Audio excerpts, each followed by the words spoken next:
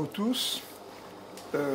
C'est une idée qui est venue du constat que j'ai fait, qui est un constat assez amer, après 50 ans de journalisme, dont une quarantaine à l'Humanité, et dont une vingtaine d'années comme rédacteur en chef. Alors il y en avait plusieurs rédacteurs en chef. Hein, bon. J'ai déploré d'avoir à faire un constat amer, c'est que la presse d'aujourd'hui, alors je passe vite sur ce qu'on appelle les chaînes d'infos permanentes de télévision, parce que personnellement je pense que c'est un désastre moral pour le journalisme, étant donné le niveau dans lequel ils sont tombés en termes d'exigences journalistiques. Puis il n'y avait pas que, récemment, il y a des gens qui ont fait une analyse critique, statistique, de ce qu'avaient fait depuis les crises. Donc ils ont fait une analyse de ce qui s'était passé sur les chaînes d'information, disons d'État, pour parler vite. On dit public, mais en réalité, elles ne sont pas publiques, ce sont des chaînes d'État. Donc France Télévisions, essentiellement, France 2, France 3, bon, Arte, c'est un cas un peu à part. Et ils ont fait le constat qui est que, franchement, c'est comme on disait à l'époque du général de Gaulle, que j'ai connu, on parlait de l'ORTF à l'époque, et on disait, disons, c'est la voix de son maître. C'est-à-dire qu'il fallait que les journalistes n'obligent pas, ne soient pas le petit doigt sur la couture du pantalon, mais en général ne franchissent pas les barrières de ce qu'il est convenu de dire ou de ne pas dire. D'où 68, où il y a eu un éclat dans le monde de la presse, en particulier à l'ORTF. Il y a eu une grève générale, une révolte qui a secoué l'ORTF, et il y a eu des changements à l'ORTF à cause de ça. Voilà. Pour enchaîner sur ce constat qui est pas drôle, quoi. Le très bas niveau atteint aujourd'hui par la presse, soit la presse officielle, j'appelle ça la télévision, quoi.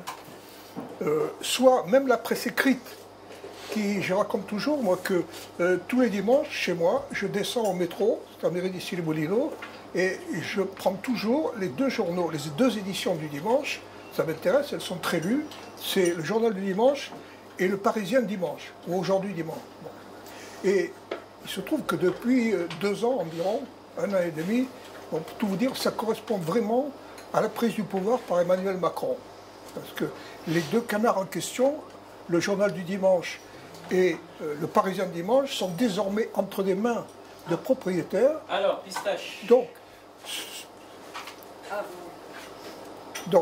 qui sont, il faut le dire, extrêmement suivistes de tout ce qui se décide au niveau des puissances dominantes, c'est-à-dire les puissances dominantes politiques et les puissances dominantes économiques, parce que les deux, dans le cas de la presse, se croisent tout le temps. Voilà.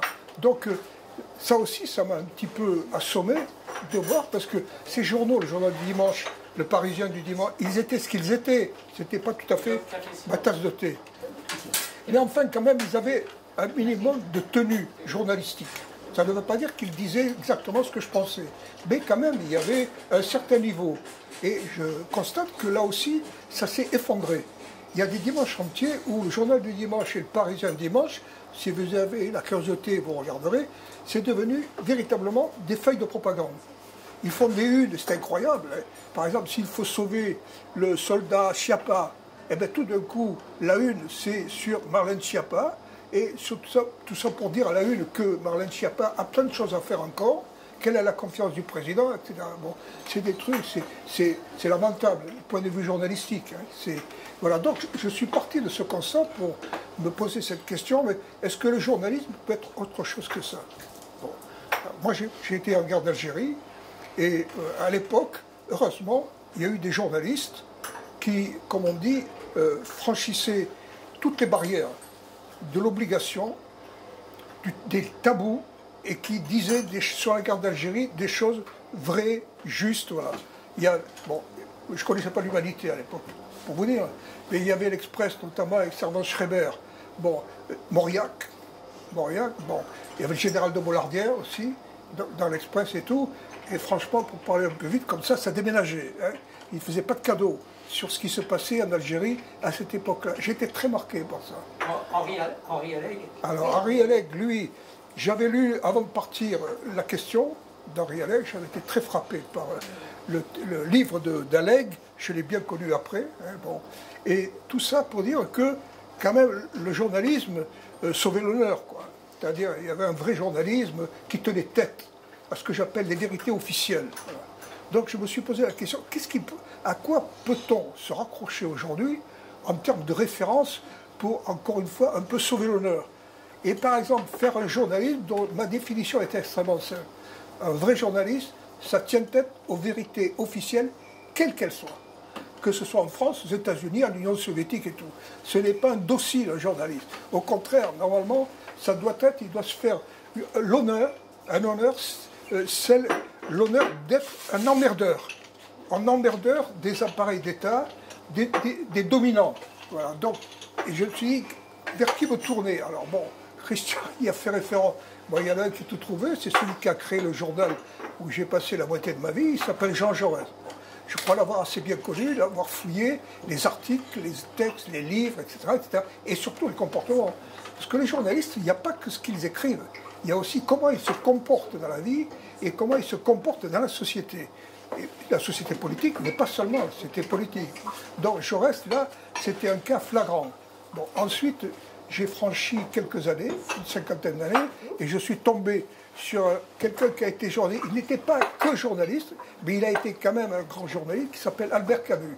Bon, Camus, c'est l'éditorialiste de Combat, qui était un mouvement de résistance, qui était devenu un journal en 1944, et qui a duré 3 ans. Pas très longtemps, évidemment, bon, mais quand même 3 ans. Et un livre qui est récemment paru, qui s'appelle Albert Camus, journaliste, de Maria Santos-Saint, qui est une universitaire de Bordeaux, disons, est quand même incroyable, parce qu'elle a publié la plupart des articles de Camus, d'abord dans Alger républicain, en 1939, j'y reviendrai, mais surtout ses éditoriaux de combat, surtout contre 1944.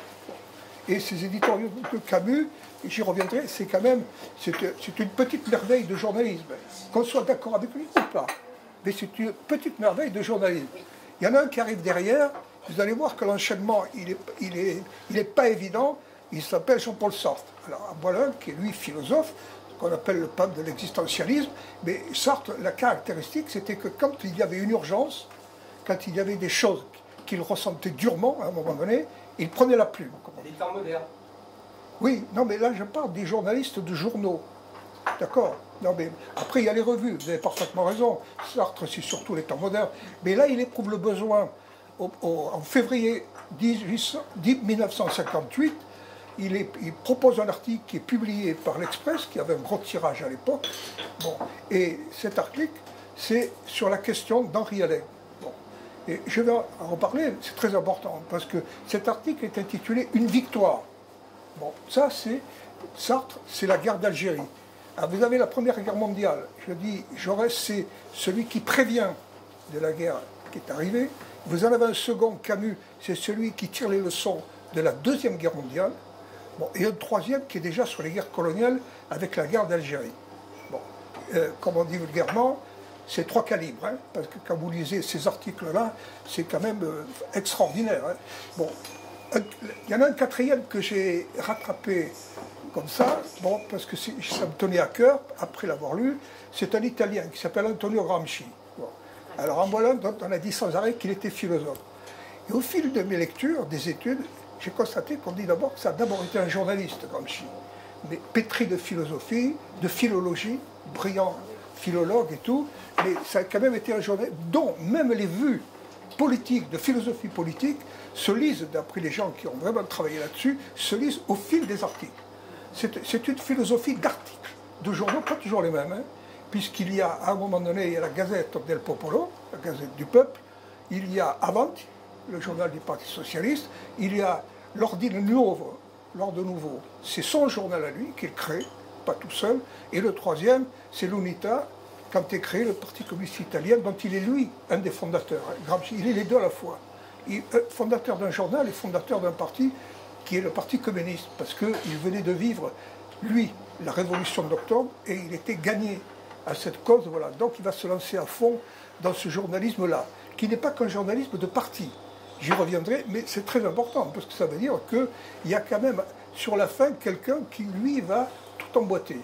Le journalisme de culture, très important, Gramsci là-dessus, le journalisme de société, le journalisme de l'observation de la politique et le journalisme d'engagement politique jusqu'à un engagement de parti politique. Et quel parti politique et quel engagement dans le cas de Gramsci. Ça a été homérique, Gramsci, y compris à l'intérieur du PCI au moment où il est né. Il y a eu des polémiques, des controverses avec Togliatti, qui était de la même épique, de la même époque et tout.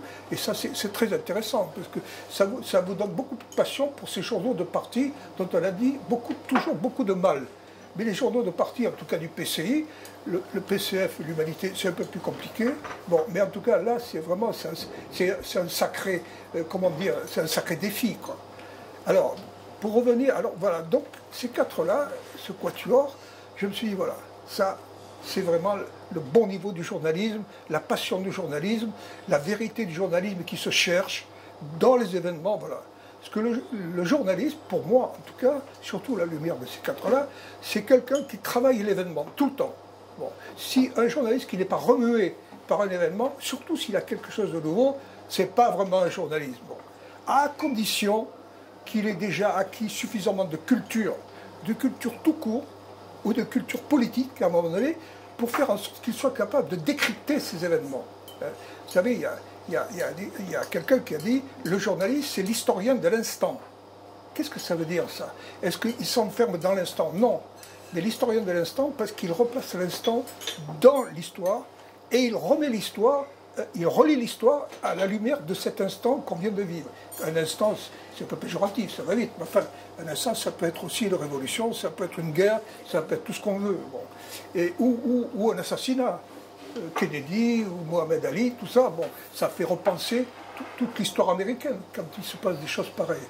Voilà, alors, pour revenir à, parce que je crois qu'il faut en dire un petit peu plus sur chacun, sinon ce serait un petit peu vite dit tout ça. Hein. Bon, Jaurès, la caractéristique, c'est que c'est ce que j'appelle, moi, ce serait un peu le cas de Gramsci après, un peu moins le cas de Camus et de ça. C'est le journalisme, comment dire, sans cesse au travail. C'est du journalisme de longue durée. Jaurès, c'est 27 ans de journalisme. De 1887 dans la Dépêche de Toulouse à 31 juillet 14, directeur éditorial dans l'Humanité, et il est assassiné le soir au Café du Croissant. Voilà. Et donc là, ce journalisme-là, il est très marqué par une chose qui est son histoire à Jaurès. Bon, si vous avez la curiosité, relisez l'histoire de Jaurès, vous allez voir, on ne s'ennuie pas. Parce que Jaurès, c'est un petit campagnard, de famille modeste, bon, c'est pas forcément des pauvres, mais c'est ce qu'on appelle, disons, le monde du travail, mais un peu au niveau le plus dur, hein, le plus ingrat. Voilà. Et là, il fait des études, il y a un instituteur, puis un professeur sur le coup classique qui dit « Oh là là, votre fils, là, il est formidable, il faut qu'il puisse continuer. » Bon, et donc il va au lycée, et là, il remporte tous les premiers prix, on le présente, c'est un prof. Il faut que tu t'inscrives au concours d'entrée à l'école normale supérieure de la rue d'Ulm. Jaurès se présente, il rentre premier, devant Bergson. Donc Jaurès, ce fils de la campagne, à l'entrée de Normale Sud, paf, il bat le célèbre Bergson qui après, en termes de philosophie, sera beaucoup plus connu que Jaurès, parce que Jaurès n'avait pas que ça, passez-moi l'expression, il n'avait pas que ça à faire, mais Bergson, si. Donc Bergson, c'est une gloire de la philosophie française. Parfois controversée, mais enfin quand même. Bon. Donc voilà ce qui lui arrive. Il sort de là, il est déjà dans son Tarn natal, une patrie de paysans, de petites gens souvent et tout. Tout de suite, il devient célèbre. Parce premier à Normale Sud, les journaux du coin évidemment, il appelait notre Jeannot, notre Jeannot, hein, en occitan. Il était reconnu jusqu'à Paris, il est entré premier, etc. Et donc tout de suite, il y a quelqu'un qui vient voir Jaurès, c'était qui? C'était les Républicains du Tarn. Parce qu'ils avaient compris que ce garçon, il avait l'âme un peu républicaine. Parce qu'à l'époque, c'était pas compliqué. Hein. Il y avait les Républicains et les royalistes, et les monarchistes. Voilà. Donc, et lui penchait, disons, à gauche, pour la République, et donc ils sont venus le chercher. Il a accepté, ils l'ont présenté sur leur liste en 1885, et du premier coup, paf, élu député républicain du Tarn.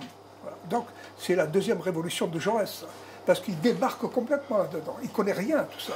Il a regardé, il a étudié, il s'est intéressé, mais enfin, il n'avait pas du tout le métier de la politique, si tant est qu'il faille appeler ça métier, c'est un terme que je déteste, mais enfin bon, c'est comme ça.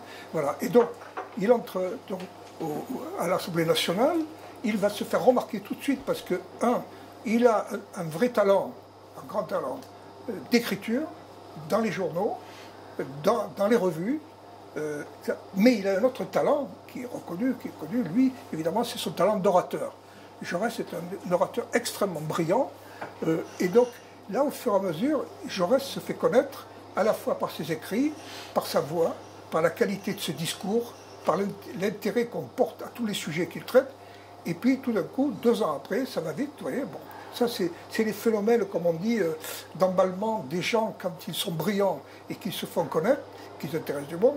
En 1887, La Dépêche de Toulouse, qui est un grand journal radical. Il est, comme on dit vulgairement, de province, mais c'est un grand journal, lu jusqu'à Paris. Bon, et là, on lui demande une chronique hebdomadaire. Il fait une chronique hebdomadaire jusqu'au bout. L'avant-dernier article de Jaurès, avant le dernier de l'Humanité, c'est dans La Dépêche, c'est le 30 juillet 1914. Et il est devenu célèbre aussi parce qu'à partir de 1893, où il est devenu député, là je vais vous en dire un mot, socialiste, mais à la date de 1893, La Dépêche, chaque semaine, publie 2 articles de Jaurès. Un sur la politique, la vie du monde, la vie de la société, etc., le prix des pommes de terre et tout, et puis sur la culture. Il y a, dans La Dépêche, ça a été réuni dans un livre qui s'appelle Jaurès, l'intégrale de La Dépêche, il y a 87 articles de Jaurès sur la culture et essentiellement la culture. Et là-dedans, il y a des petites merveilles. Il y en a une, moi, qui m'a absolument époustouflé, c'est que Jaurès, à l'époque, en 1895, c'est le premier, quasiment le seul, qui parle du génie d'Arthur Rimbaud. Bon, il a fallu que ce soit un député, comme on dit, ouvrier, de Carmaux, à un moment donné, qui révèle l'ampleur, la force, la capacité de nouveauté de Rimbaud, qui était, je dis bien à l'époque, depuis ça a changé, qui était un peu méprisé, un peu par ce qu'on appelle les académies, y compris poétiques, hein, qui trouvaient que ça ne tenait pas debout, sa poésie. C'est vrai qu'elle ne tient pas debout, sa poésie. Mais parfois, il faut que la poésie ne tienne pas debout pour être vraiment intéressante, quoi. Voilà. Donc ça, c'est Jaurès. Voilà, Jaurès est planté là, et après, ce qui va lui arriver, grâce à tout ça, cette culture immense qui est la sienne, et ce désir de nouveauté qu'il y a chez lui, de la République, mais tout de suite se forge chez lui l'idée que la République doit aller jusqu'au bout de ses promesses. Ses promesses de quoi? De la Révolution française. Et c'est quoi aller jusqu'au bout? Ben, c'est une vraie égalité, d'accord? Bon, c'est une vraie propriété collective, sociale, ce sera son thème tout du long, la propriété sociale, bon, et à partir de là, il devient socialiste, mais comme je dis, socialiste en acte. Voilà. Et là, il est tout de suite, il va être classé au bout. Vous savez, Jaurès, c'est incroyable. Moi, il y a Daniel Berbet un jour m'a dit, mais Charles, écoute, ton Jaurès, c'est un parlementariste modéré. Je lui dis, tu te trompes, Daniel, tu devrais le lire. Mais non, c'est pas ça, Jaurès. Il a débuté comme parlementariste à la Jules Ferry, si on veut, bon, et il a fini, on l'a classé à la fin, à l'extrême gauche. Alors, si aujourd'hui dire à l'extrême gauche, ça fait bizarre pour Jaurès, hein, bon. Mais en fait, c'était à la fin un socialiste révolutionnaire.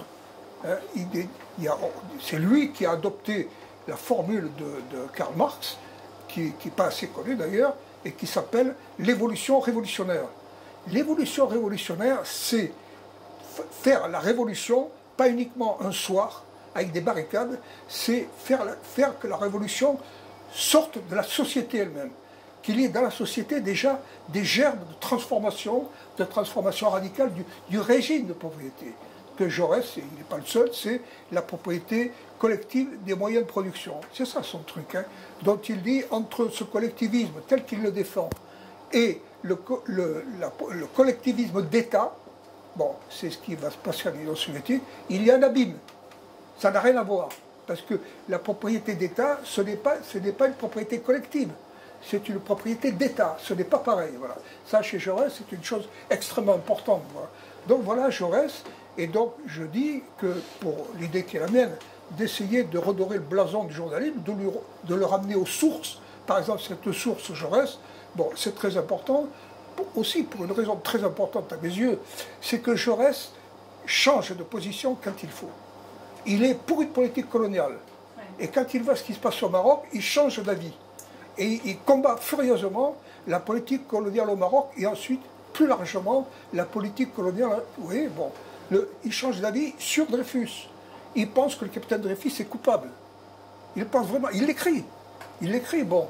Et puis, au fur et à mesure, il y a des gens, des proches, il y a Léon Blum, il y en a d'autres et tout, qui attirent son attention sur le dossier. Jaurès, c'est un type sérieux. Hein, un type sérieux comme journaliste. Qu'est-ce qu'il fait? Mais il cherche à comprendre ce qu'il y a dans ce dossier. Alors il cherche à comprendre, et au bout d'un moment, il comprend que là, il y a quelque chose qui ne colle pas. Il y a des choses qui ne collent pas, il y a des contradictions, il y a des témoignages, il y a des témoins qu'on ne veut pas entendre, notamment le fameux lieutenant-colonel qui dépose au profit, enfin, qui pense que Dreyfus est innocent, mais l'armée ne veut pas l'entendre, évidemment, comme toujours. Bon, et ensuite, il témoigne pour Émile Zola, au procès de Zola, parce que Zola, on dit qu'il a diffamé l'armée française, et donc il y a un procès, et Jaurès porte aux côtés de Zola. Alors que 6 mois avant, il n'était pas de l'avis de Zola. Bon. Donc vous voyez comment c'est un homme qui, au fur et à mesure, travaille la réalité des choses, il étudie les dossiers, il cherche à comprendre, il auditionne du monde, etc. Alors je vous dis ça, c'est spectaculaire sur l'affaire Dreyfus, si vous voulez, mais il a fait ça tout le temps.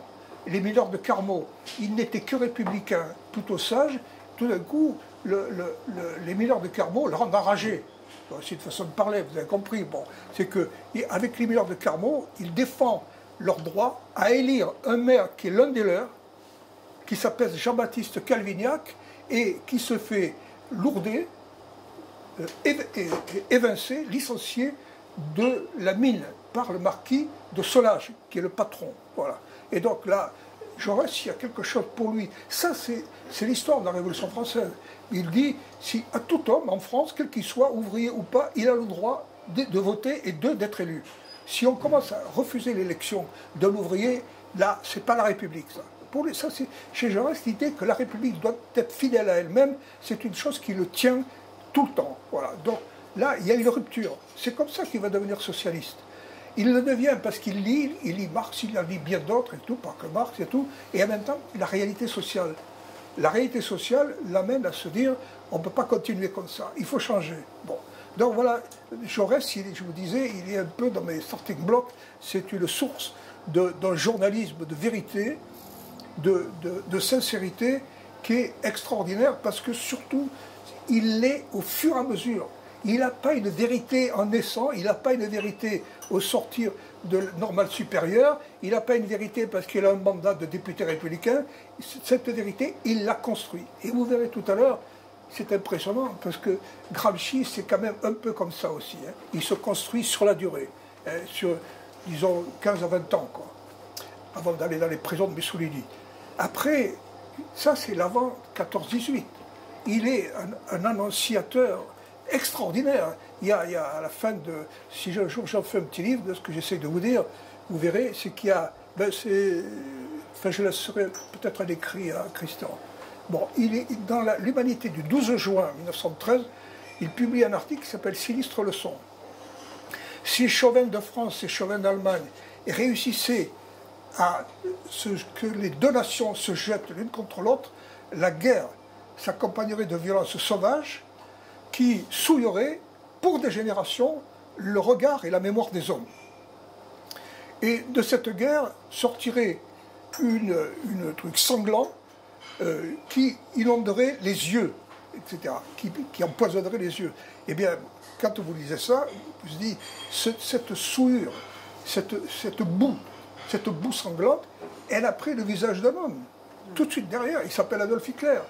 Hitler, c'est un homme qui est sorti de la boue de la guerre de 14-18 et qui ensuite va retourner vers la boue, celle qu'il va faire, lui, avec les siens. Voilà. Donc, vous voyez à quel point Jaurès est important parce que, quelque part, il a annoncé les drames du XXe siècle.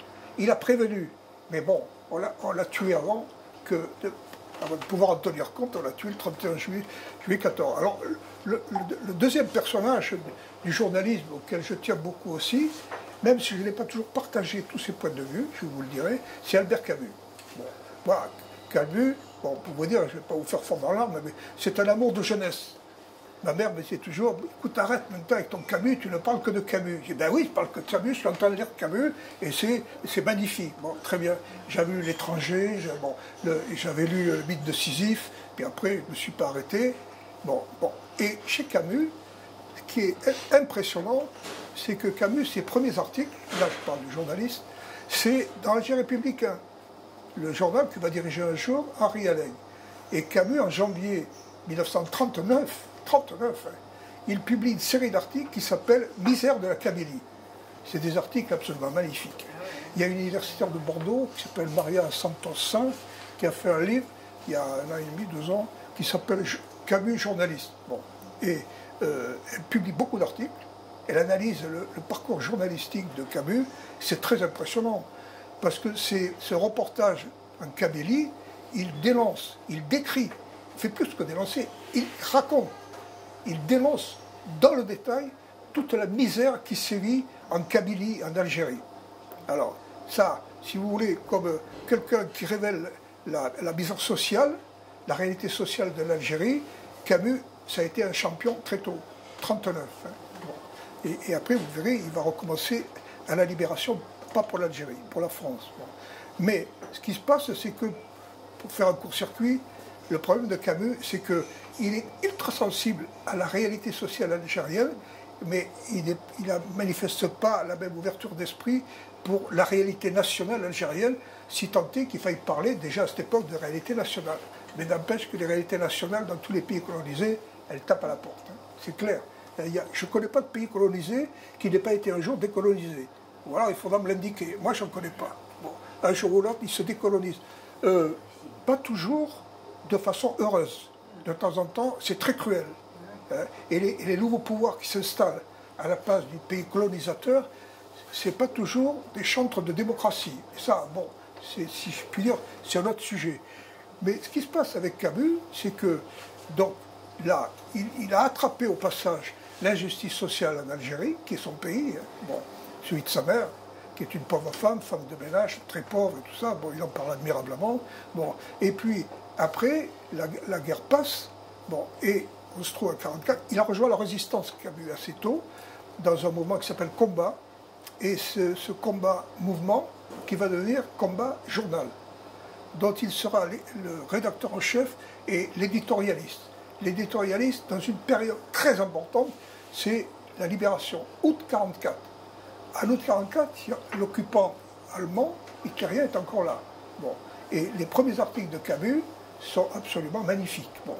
Notamment, il y a un article qui est publié le 31 août 1944, dans lequel il dit, ce soir, il parle du 24 août. Oui, c'est ça. Le Paris qui combat, pas pour son pouvoir, mais pour un pays libre demain, il ne combat pas pour la politique, il combat pour la morale. Retenez bien ça. Bon. Et il ne combat pas d'autres pays, il combat pour la grandeur de son pays. Bon. C'est-à-dire, vous voyez, chez Camus, c'est impressionnant, c'est toujours le côté, la morale, qui est au premier plan. Bon.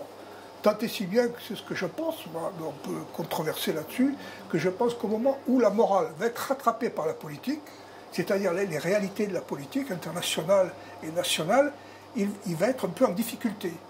Si tant est que du coup, jusqu'au bout, jusqu'en 1962, l'indépendance de l'Algérie, il va rêver, il le dit, il le publie, d'une fédération entre les deux pays.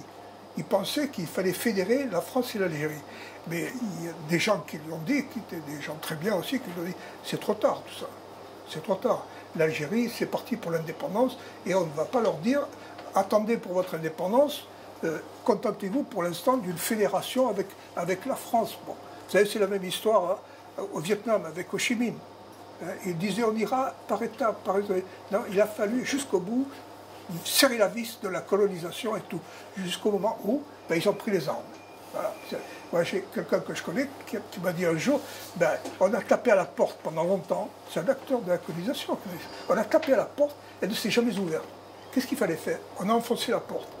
Alors enfoncer la porte, c'est violent. Hein, et ça va être violent. Ça va être violent en Algérie, ça a été violent en Indochine. Voilà. Donc, je dis, si vous voulez, que quand Camus écrit ce que j'ai lu à l'époque, et j'ai été sous le charme. C'est donc L'homme révolté.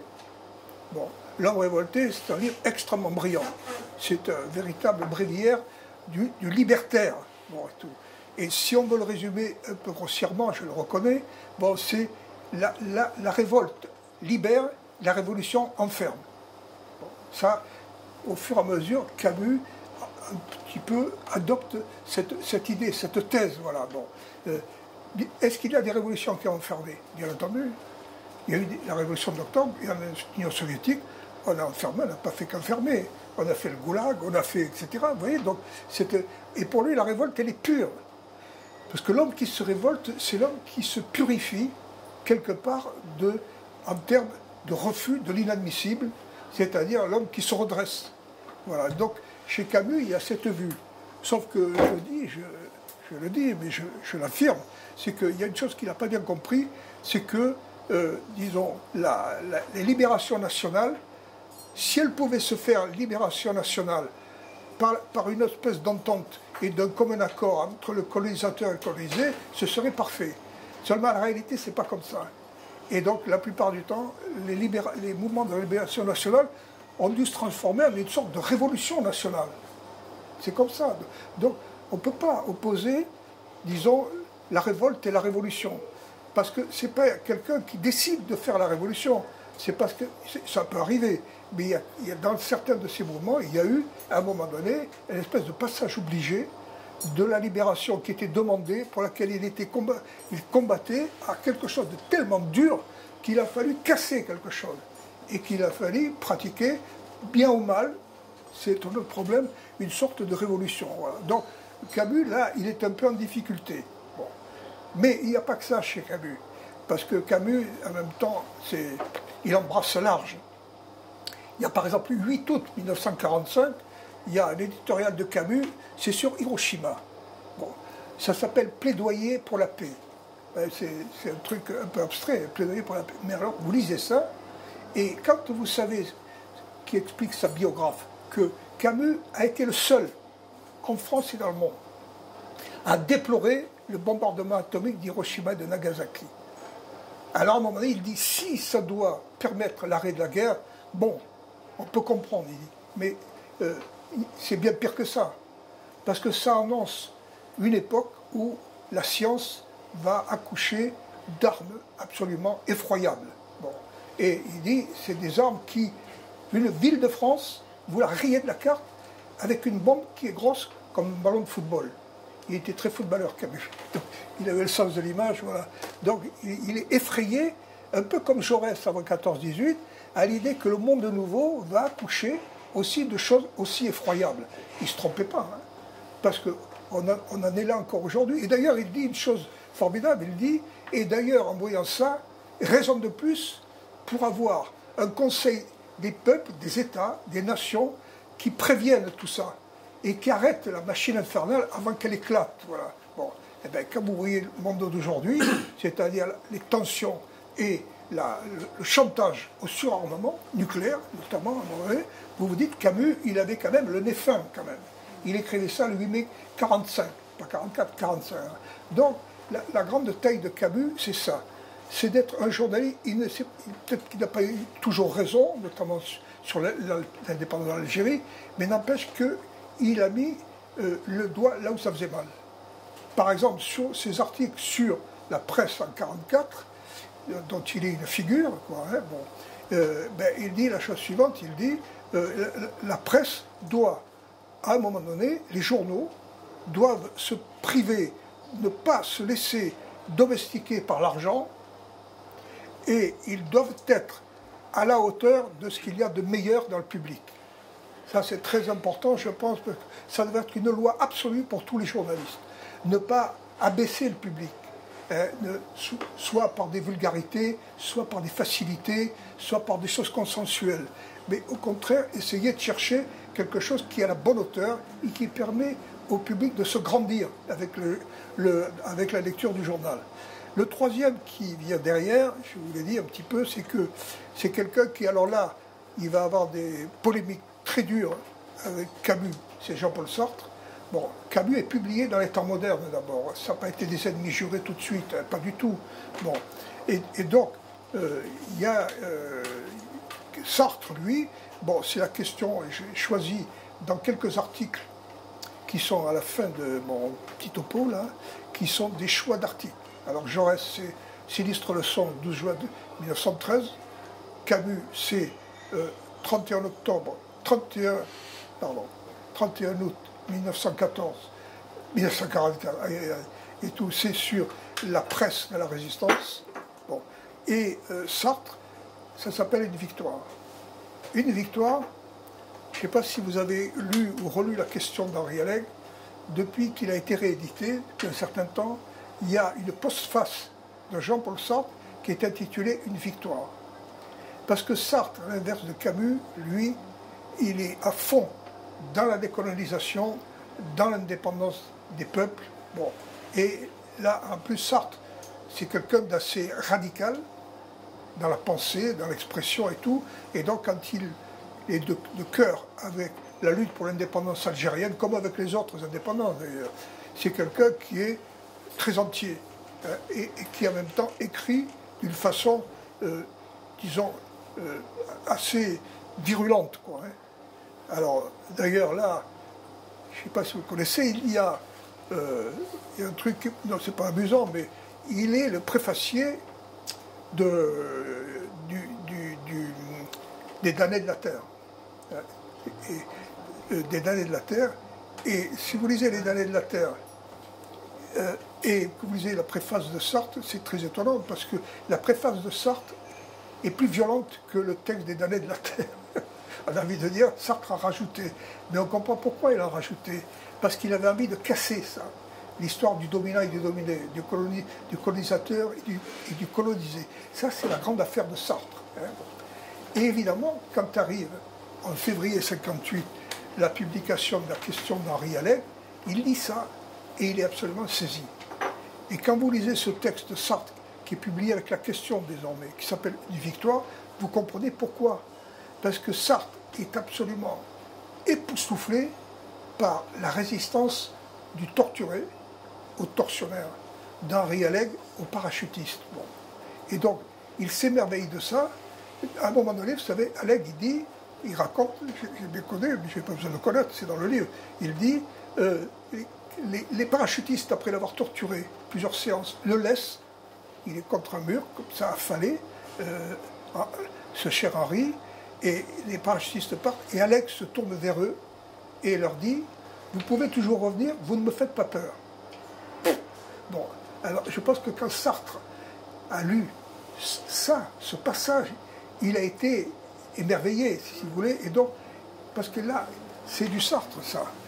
Il déconstruit la chose, et en gros, il dit, ça y est, à partir de ce moment-là, le jour où Allègre dit ça, le torturé l'emporte sur le tortionnaire, et le colonisé l'emporte sur le colonisateur. Pour lui, il en fait un moment de bascule. C'est-à-dire, il y a un renversement des dominations. Voilà. Et ça, je pense qu'il a raison, ouais, pour l'avoir un petit peu vécu de loin. Bon, c'est tout d'un coup la fierté du colonisé ou du soldat de la décolonisation s'affirme.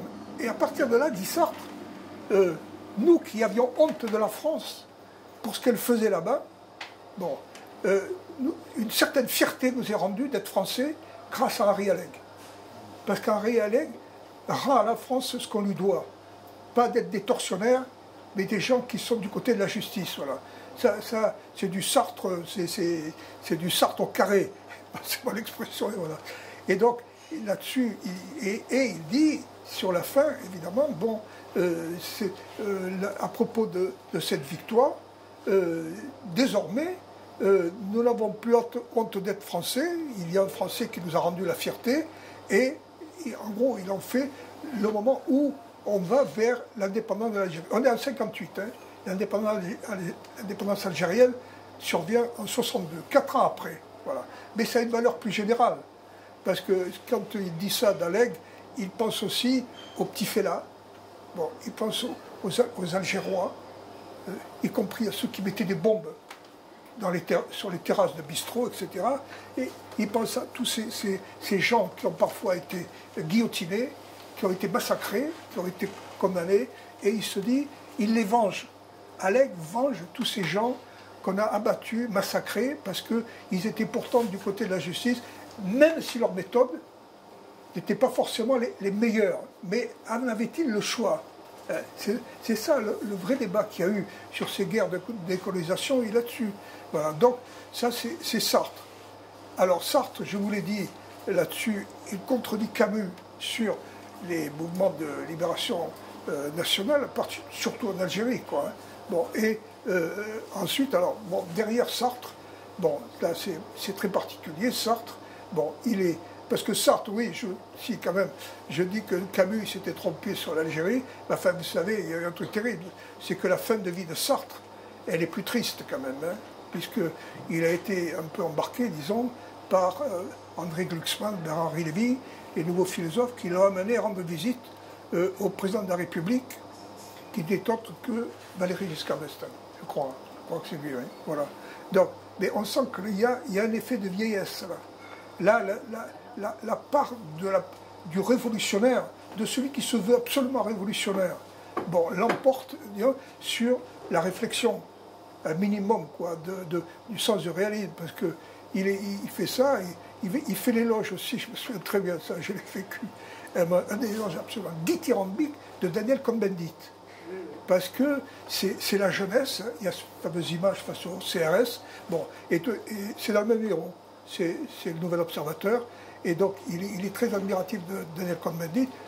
Il n'a pas été le seul, hein. Donc on ne peut pas lui reprocher de s'être enthousiasmé pour ce jeune qui symbole, voilà.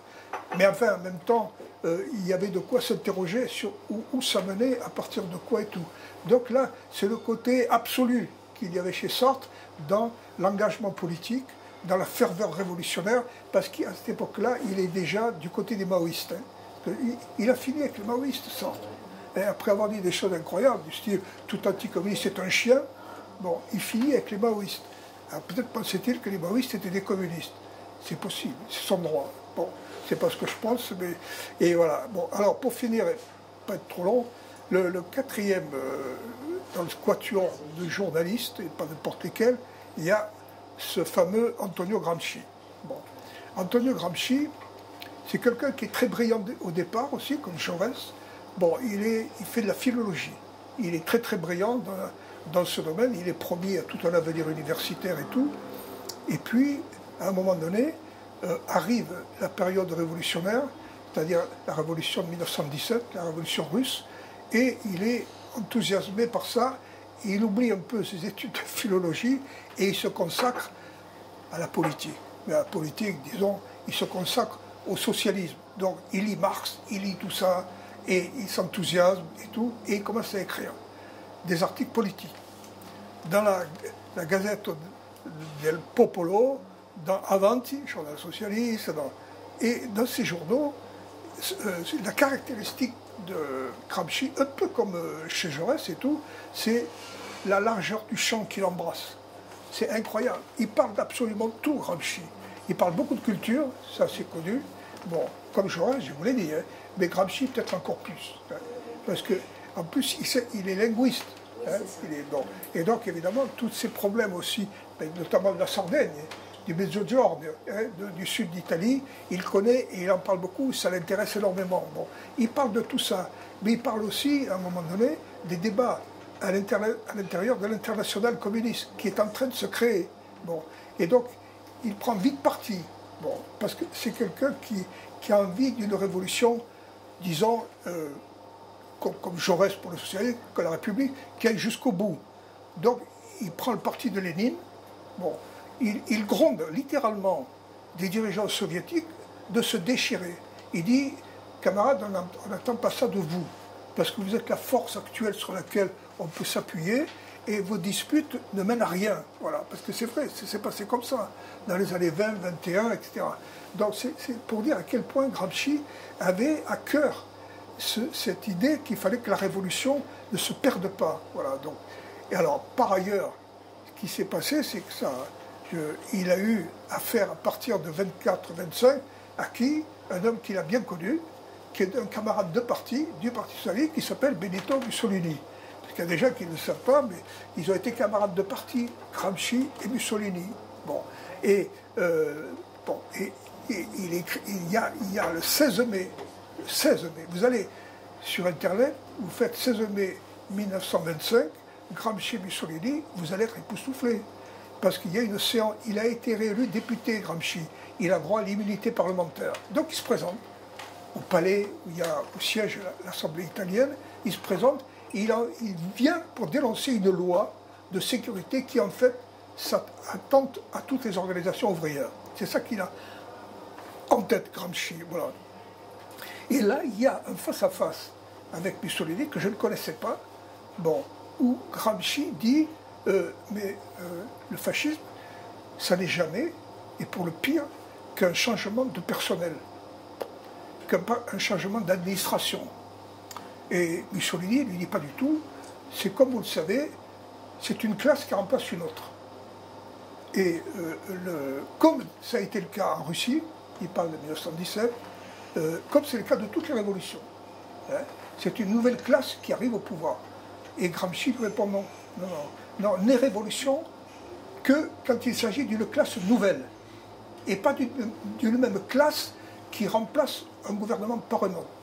Bon, je ne fais allusion à rien d'autre, mais les gens qui pensent qu'en changeant de gouvernement on change les sociétés, je leur laisse le soin de juger à l'usage. Voilà. Bon. Et donc là, en tout cas, c'est clair. Gramsci tient tête à Mussolini en direct. Mais il n'empêche qu'après, en 1926-27, il va être condamné. Alors, vous savez, il y a un mot du procureur qui le condamne à 20 ans de prison. Bon, c'est « nous devons empêcher ce cerveau de fonctionner pendant 20 ans ». Mais vous vous rendez compte? Les mots sont choisis. Nous devons empêcher ce cerveau de fonctionner pendant 20 ans. Bon, il n'y aura pas 20 ans de prison, mais il va mourir à la sortie de prison, épuisé, malade. Voilà. Bon, et donc, empêcher ce cerveau de fonctionner, qu'est-ce que ça veut dire pour le sujet qui m'intéresse, le journalisme? C'est que le journalisme, là, j'ai réalisé d'un coup qu'un journaliste qui se respectait, c'était déjà quelqu'un qui avait un cerveau. Bon, vous voyez bien ce que ça veut dire. Un cerveau, c'est une image simplement qui désigne un esprit, une culture, une richesse intellectuelle. Voilà. Donc, le procureur, il ne s'était pas trompé. Il fallait que cet homme qui avait une sorte de génie, bon, il fallait le mettre en prison pour l'empêcher de fonctionner et de faire connaître ses idées. Voilà. Et donc, voilà, ça c'est... Dans quelle année, s'il vous plaît? Comment? Quelle année et jusqu'à quand il a été... Alors, il a été en prison en 1926 et il est sorti de prison en 1937, pardon.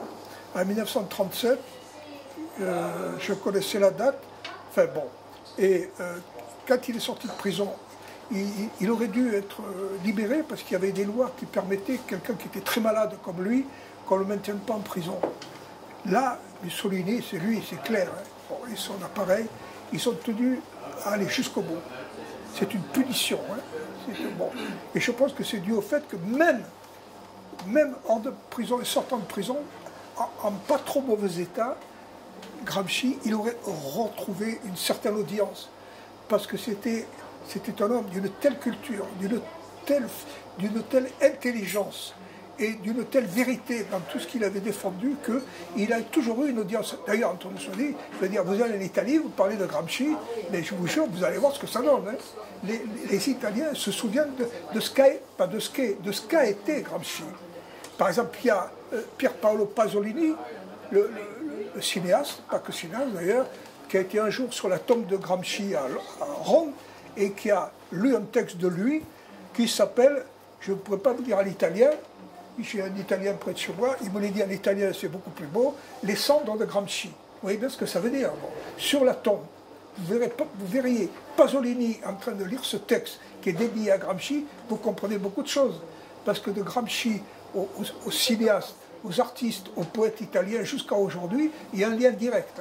Pour vous dire à quel point c'était très important, Gramsci. Voilà.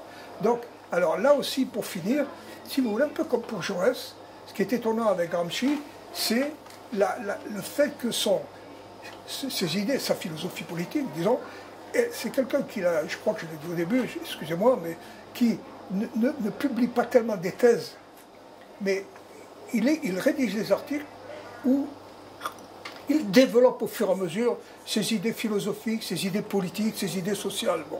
Notamment dans un journal qu'il a créé qui s'appelle L'Ordine Nuovo, l'Ordre Nouveau, qui est un truc incroyable, où il y a tout ce qui est nouveauté là-dedans, si vous voulez, tout ce qui était accouché par lui et ses proches, et qui faisait ça en liaison avec ce qu'on appelait les conseils ouvriers de Turin.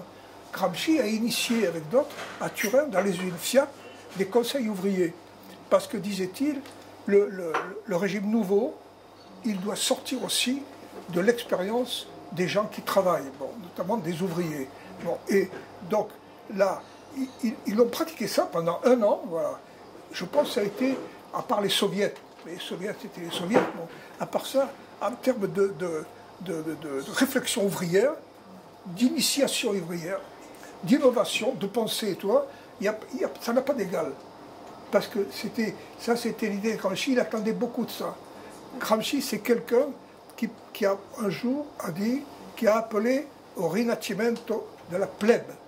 Vous voyez ce que ça veut dire, rinascimento, hein? C'est la Renaissance. Bon. Donc, l'Italie, la Renaissance, l'Italie, bon, Léonard de Vinci, etc., c'est connu, etc. Lui, il voulait à nouveau trouver que l'Italie accouche d'une autre Renaissance, de la plèbe, c'est-à-dire des gens les plus exploités, qui travaillaient le plus durement. Donc, il passait de la Renaissance bourgeoise et des artistes la plus éclatante quand même, hein, il ne faut pas la minorer, à tout d'un coup ce besoin de renaissance du petit peuple, qui pour l'instant en avait besoin. Voilà. Bon, pour finir, il y a un truc quand même curieux, c'est que j'ai fait connaissance avec André Tozel, qui est un philosophe, bon, et qui m'a dit un jour, tu sais, un jour, j'ai découvert que Gramsci a parlé de Jaurès. Ah bon? Et qu'est-ce qu'il a dit? Eh bien, écoute, je vais te le lire. Il a écrit la vérité survit au bûcher et les idées aux hommes. L'impératif de notre conscience de tout ce qu'il y a de vivant en Jean Jaurès, nous l'avons absorbé parce que les victimes grandissent dans leur martyre, elles accouchent d'une langue qui harangue, et là il y avait cette phrase incroyable, c'était et je suis en train de me perdre, je vais me retrouver, voilà, c'est que l'impératif catégorique de l'autre, tuez-nous tous, tout ce qu'il y a de vivant à Jean Jaurès, nous l'avons absorbé, c'est Gramsci qui parle. Bon, tuez-nous tous. Quand il écrit ça, Jaurès a été tué. Gramsci va être tué. Vous pouvez toujours nous tuer, tout ce qu'il y a de vivant à Jean Jaurès, nous l'avons absorbé. C'est qu'est-ce qu'ils ont absorbé? C'est quoi Jaurès pour lui? Il dit, c'est la bonté, c'est l'aspiration à la liberté individuelle jusqu'au bout, contre tous ceux qui veulent empêcher la liberté individuelle. Voilà. Donc, oui, il se retrouve. Pour moi, ça a été formidable. Jusqu'au jour, en lisant le dernier livre de Lucien Sèvres, qui est aussi un philosophe, qui vient de disparaître, malheureusement, du fait du Covid-19. Bon, il a à la fin de son livre, qui s'appelle Le communisme, point d'interrogation, hein, il dit, peut-être que, il ne l'avait jamais dit ça, peut-être que Jaurès a-t-il été un Gramsci français. Merci Lucien Sèvres. Là, je me suis vraiment retrouvé. De Jaurès à Gramsci, en passant par Camus et Sartre. Voilà. En m'excusant d'avoir été peut-être un peu longué. Non, pas du tout. Sur Camus et Jaurès, et Sartre. Hein, Camus et Sartre. Sartre vivait dans le quartier latin, et Jaurès venait d'Alger. Et pour avoir vécu en Algérie et avoir eu... Camus. Camus venait d'Alger. Oui, je me suis trompé. Oui. J'ai dû me tromper. Mais Camus venait d'Alger, alors que Sartre, lui, vivait au quartier latin. Et pour avoir vécu en Algérie et avoir lié des amitiés à différents niveaux en Algérie, on n'avait pas du tout la même conception. Il y a une imprégnation quand même qui est chez Camus, qui ne peut pas avoir la même notion, la même réaction que Sartre. Donc c'est ça qu'il faut comprendre, c'est que l'imprégnation de son milieu, quand on a vécu en Algérie, hein, on n'a pas du tout la même... Parce qu'il y a une rupture identitaire. Quand on a eu cette époque, on a eu une véritable rupture identitaire pour la plupart des gens. Même si on était pour l'Algérie algérienne, pour l'Algérie libre, il y avait quand même une rupture identitaire. Parce que tous ceux qui avaient vécu là-bas, comme moi, on a créé, des... j'ai pas vécu longtemps, mais on a créé des amitiés, et on sait que ça crée vraiment un schisme. Enfin, ça crée quelque chose de terrible. Il y a des gens qui l'ont mal vécu, et il y a encore les descendants qui ont pris quelquefois des positions hein, qu'on connaît aujourd'hui. Voilà, déjà pour sur ce point-là. Là, je veux pas... Non, mais comment vous dire? C'est à cause des gens comme vous que je suis content d'être en France. Voilà. Content ou fier? Ce propos est renversant. Non, parce que je viens d'Autriche. Plutôt fier que content. Mais on est content d'être fier. C'est pas grave. J'en sais rien. Enfin, non, c'est là que je vois l'idée des Français. Ils sont révolutionnaires. Pas au sens couper les têtes, mais de dire un autre monde est possible, une autre vie sont possibles. Là, merci beaucoup. Hein. Merci beaucoup. Et avec d'autres journalistes. Non, une question, c'est tout au début, est-ce qu'il faut distinguer la qualité d'un journal, mais il faut qu'il soit idéologique, parce que la pire idéologie, c'est qu'on n'en a pas. C'est-à-dire qu'ils disent, voilà, moi je parle du point de vue libéralisme, hyper-libéral. Donc, de toute façon, le journaliste, il ne peut pas être objectif. Et ce qui est terrible avec la disparition de l'humanité, pas disparition, mais on la lit beaucoup moins, et la presse d'opinion, la seule vérité, c'est qu'il y a des points de vue différents. Et aujourd'hui, c'est l'homogénéisation, c'est-à-dire pas simplement TF1, mais quels qu'ils soient les journaux, ils disent la même chose. Ils disent la même chose, ils disent quoi? Je m'arrête là.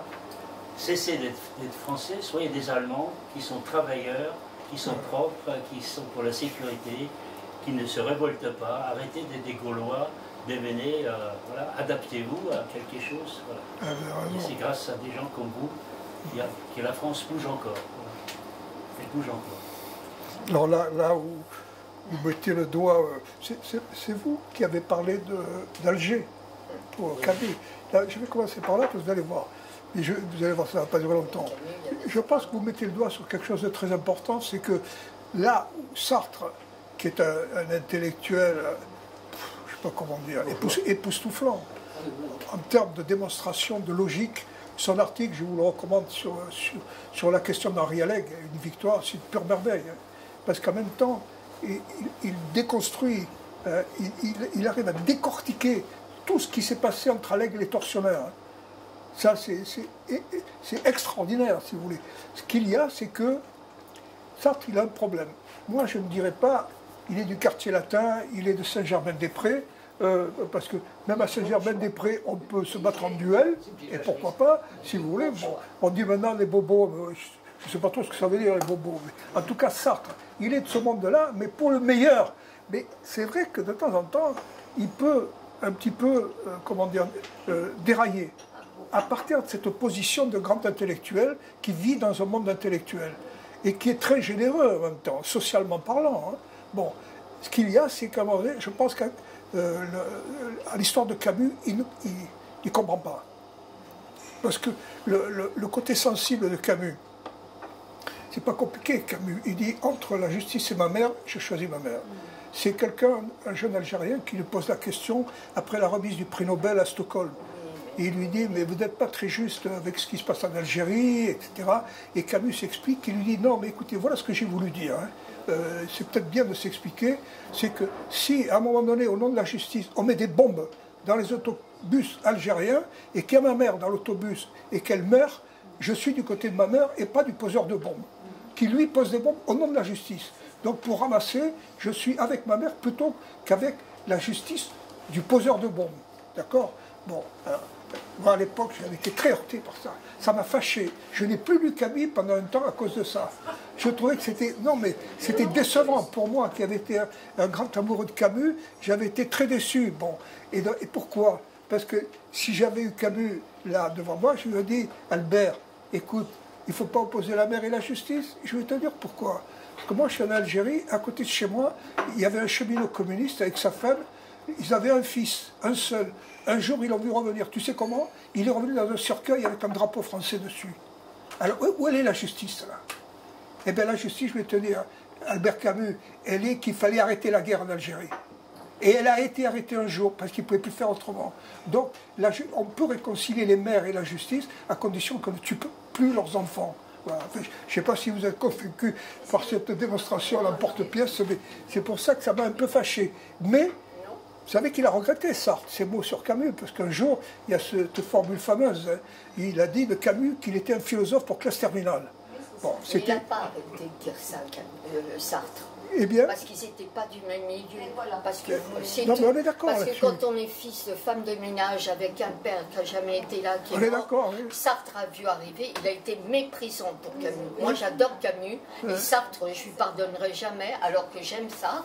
Il a des écrits sur Camus, il est d'une jalousie profonde. Simone de Beauvoir a essayé de se le taper.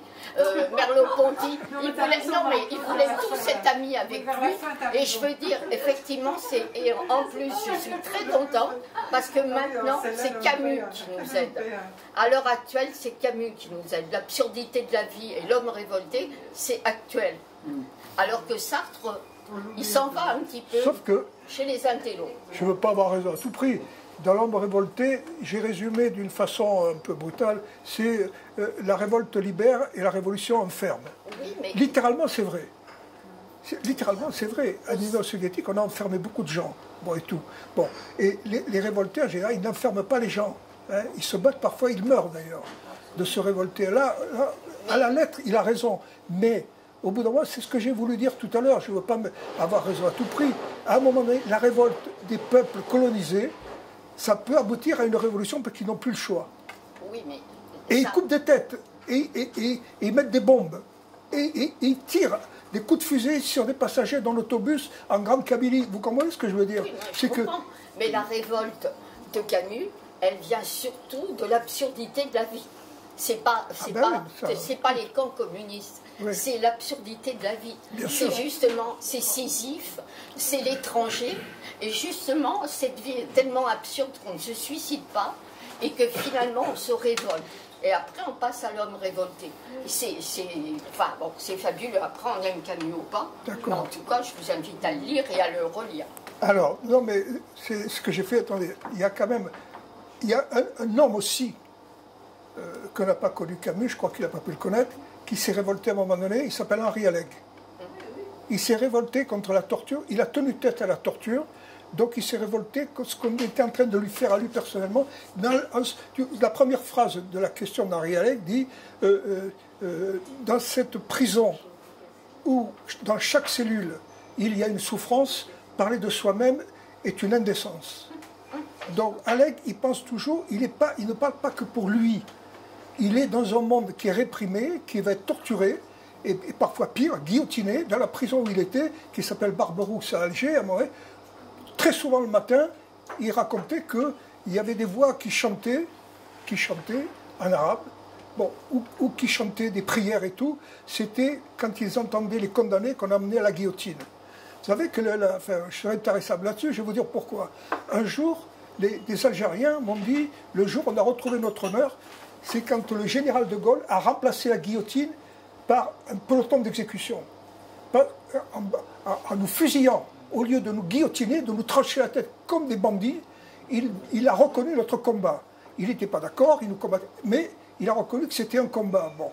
Donc on n'a plus guillotiné les gens, on les a fusillés devant un mur. Voilà. Vous savez, ça n'a l'air de rien, ça. Ah non, mais je suis d'accord avec vous. De même que les tirailleurs marocains, moi j'ai mon père qui m'a raconté, parce qu'il a fait la guerre avec des tirailleurs marocains, ils n'ont rien eu à la fin de la guerre, il a fallu attendre Chirac pour qu'ils aient une petite retraite, des choses comme ça. Et ceux-là, c'était des méritants. Non, voilà, excusez-moi, je me suis excité sur la question de Camus. Si, dans ce que vous disiez, c'était... Ah oui, d'accord, non. Vous remerciez de oui, d'accord. Et de même que ce que tu dis, je trouve que c'est très bien. Mais à condition que justement le français il ne devienne pas n'importe quoi. On a fait des belles choses, on se révolte, mais on ne fait pas du n'importe quoi. Non. Et là, on est en train de faire un peu du n'importe quoi. Oui. On perd justement oui. notre estime, nos belles choses qu'on a en nous qui se révoltent. C'est pas génial. Alors c'est dommage. Il faudrait faire un jour un truc sur Camus parce que. Ah oui, Ah oui, oui, absolument. Ah oui, Non, oui, parce que- Albert, parce que c'est le de meilleur. dire la vie, c'est pousser un. Et puis on prend du plaisir en poussant une pierre, c'est l'absurde. Eh bien oui, Mais la vie n'est pas complètement. absurde. La vie Non, n'est pas absurde. justement, C'est justement. c'est ça qui est il faut fabuleux. cette pierre, il faut la changer Il faut en la statue, pousser. il faut la sculpter. Et ce qu'il a fait d'ailleurs. Exactement. Camus. Bien sûr qu'il Il l'a raconte, fait. il ment, il raconte des histoires parce que lui, il a fait une œuvre. Il n'a pas poussé une pierre. mais- Et la phrase que je cite souvent, qui est extraordinaire, parce que là, j'ai raison avec. Je cite des mémoires. L'histoire m'apprend que la nature ne peut pas suffire, et la nature m'apprend que l'histoire n'est pas tout. C'est-à-dire, il était dualiste. Il savait très bien qu'il faut tenir le deux. Mais de dire simplement, je profite de la vie, et aujourd'hui, c'est l'hédonisme. Voilà, ma vie, la présence, etc. La joie à l'intérieur, etc. C'est terrible, c'est là où on devient voilà, du tititainment. Voilà, on s'amuse. Et les Français, ça m'inquiète beaucoup, perdent le sens politique. Hein.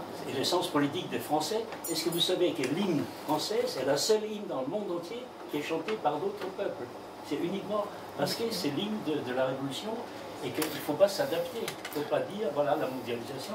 Et là, on fait une pression sur les Français. Adaptez-vous, devenez travailleurs, efficaces, gentils, Oui. etc. Regarde, Surtout quand 30% de gens qui sont allés voter. Il y a un changement quand même chez le Français. Mais il y a des gens comme Charles Oui, Sylvestre non mais qui ça dit, n'intéresse restez plus. français. Et c'est Les jeunes, ça. pourquoi? C'est qu'il y a une raison. Les jeunes ne sont pas débiles. Ils ont d'autres idées que nous, d'autres espoirs, d'autres envies. Et ça ne va plus là. C'est comme en 68, là. Il y a un clash. Mais Être élu avec 30%, bon.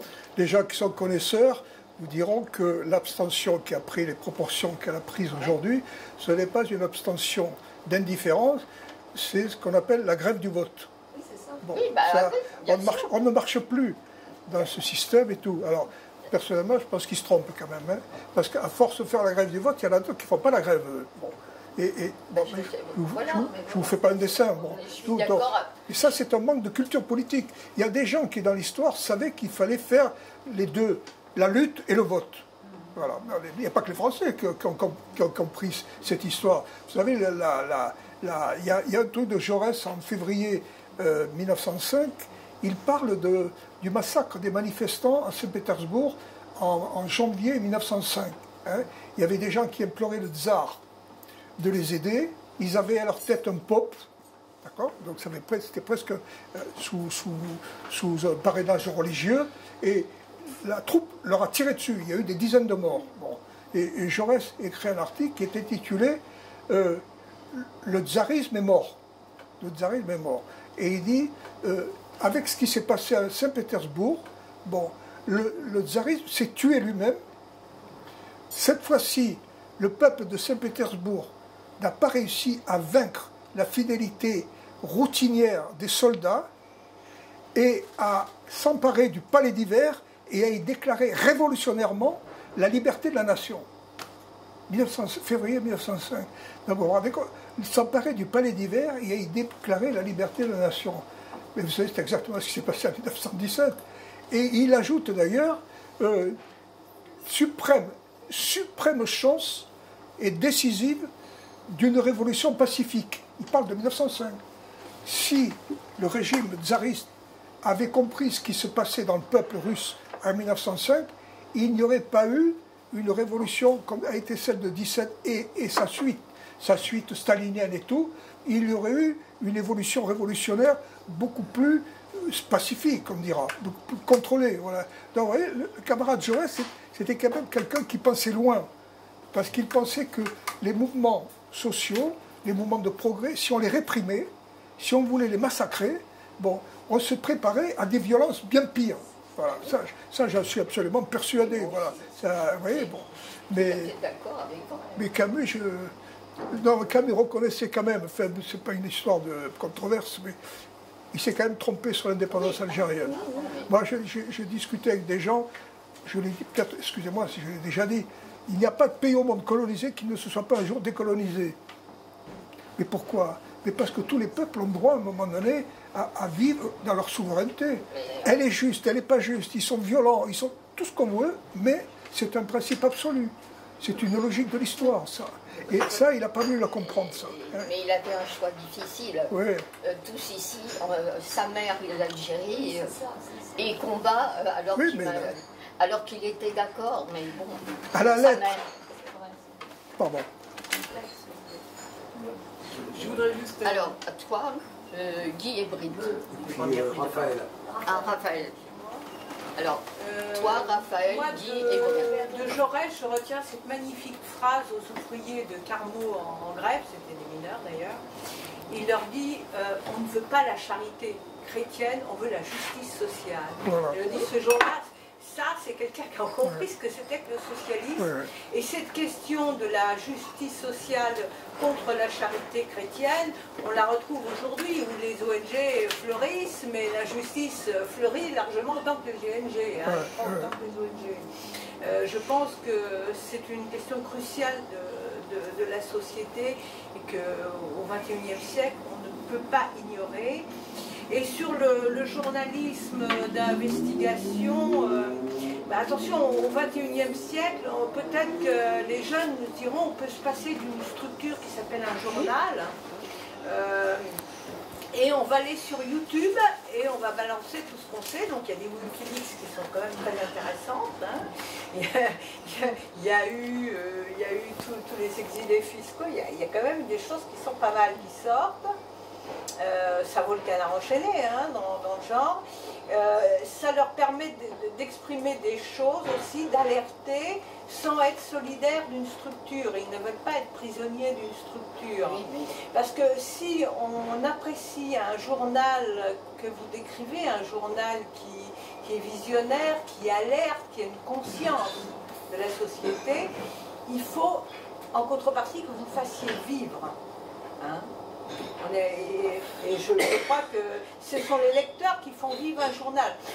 Moi, quand j'étais adolescente, on m'a expliqué doctement, à l'école de l'État d'ailleurs, qu'un journal vivait par ses financeurs, par la publicité, donc il ne pouvait pas être objectif, puisqu'il fallait qu'il ne raconte rien qui soit contraire à l'intérêt de ses financeurs. Donc il ne pouvait pas être objectif. Et par contre, je me suis bien rendu compte qu'il y avait le canard enchaîné, qui vit avec zéro pub depuis 100 ans, qui se porte très bien, et qui fait une autre forme de journalisme que vous n'avez pas décrit, qui est le journalisme d'investigation. C'est-à-dire, si vous voulez être au courant d'un scandale financier 15 jours avant les autres, vous allez dans le canard enchaîné en moyenne. Et c'est un journal qui a très peu de procès aux fesses, parce que ce qu'il dit en général, c'est bien vérifié, il prépare le procès pour calomnie derrière. En général, c'est vraiment très professionnel aussi. Mais au XXIe siècle, on va être sur le web avec un enjeu que les États ou d'autres groupes vont fliquer le web. Donc le problème de la démocratie vue sous cette forme, c'est jusqu'à quelle mesure peut-on fliquer le web actuellement. Je pense que la tendance, c'est difficile à fliquer, mais par contre, je crois que la tendance, c'est dès qu'il y a une information un petit peu sensible ou révolutionnaire, c'est de l'entourer de plein de blabla à côté pour la rendre moins visible. Il y a énormément de blabla pour, genre BFM TV, qui fait beaucoup de blabla pour qu'on ne voit pas, pour que l'essentiel soit moins visible à des gens qui n'ont peut-être pas envie d'aller au fond des choses, qui ont envie d'une information, mais en plus, vous voyez, il y a des gens qui ont besoin d'informations, mais qui n'iront pas au fond pour s'assurer que c'est pas noir, c'est gris, ou etc.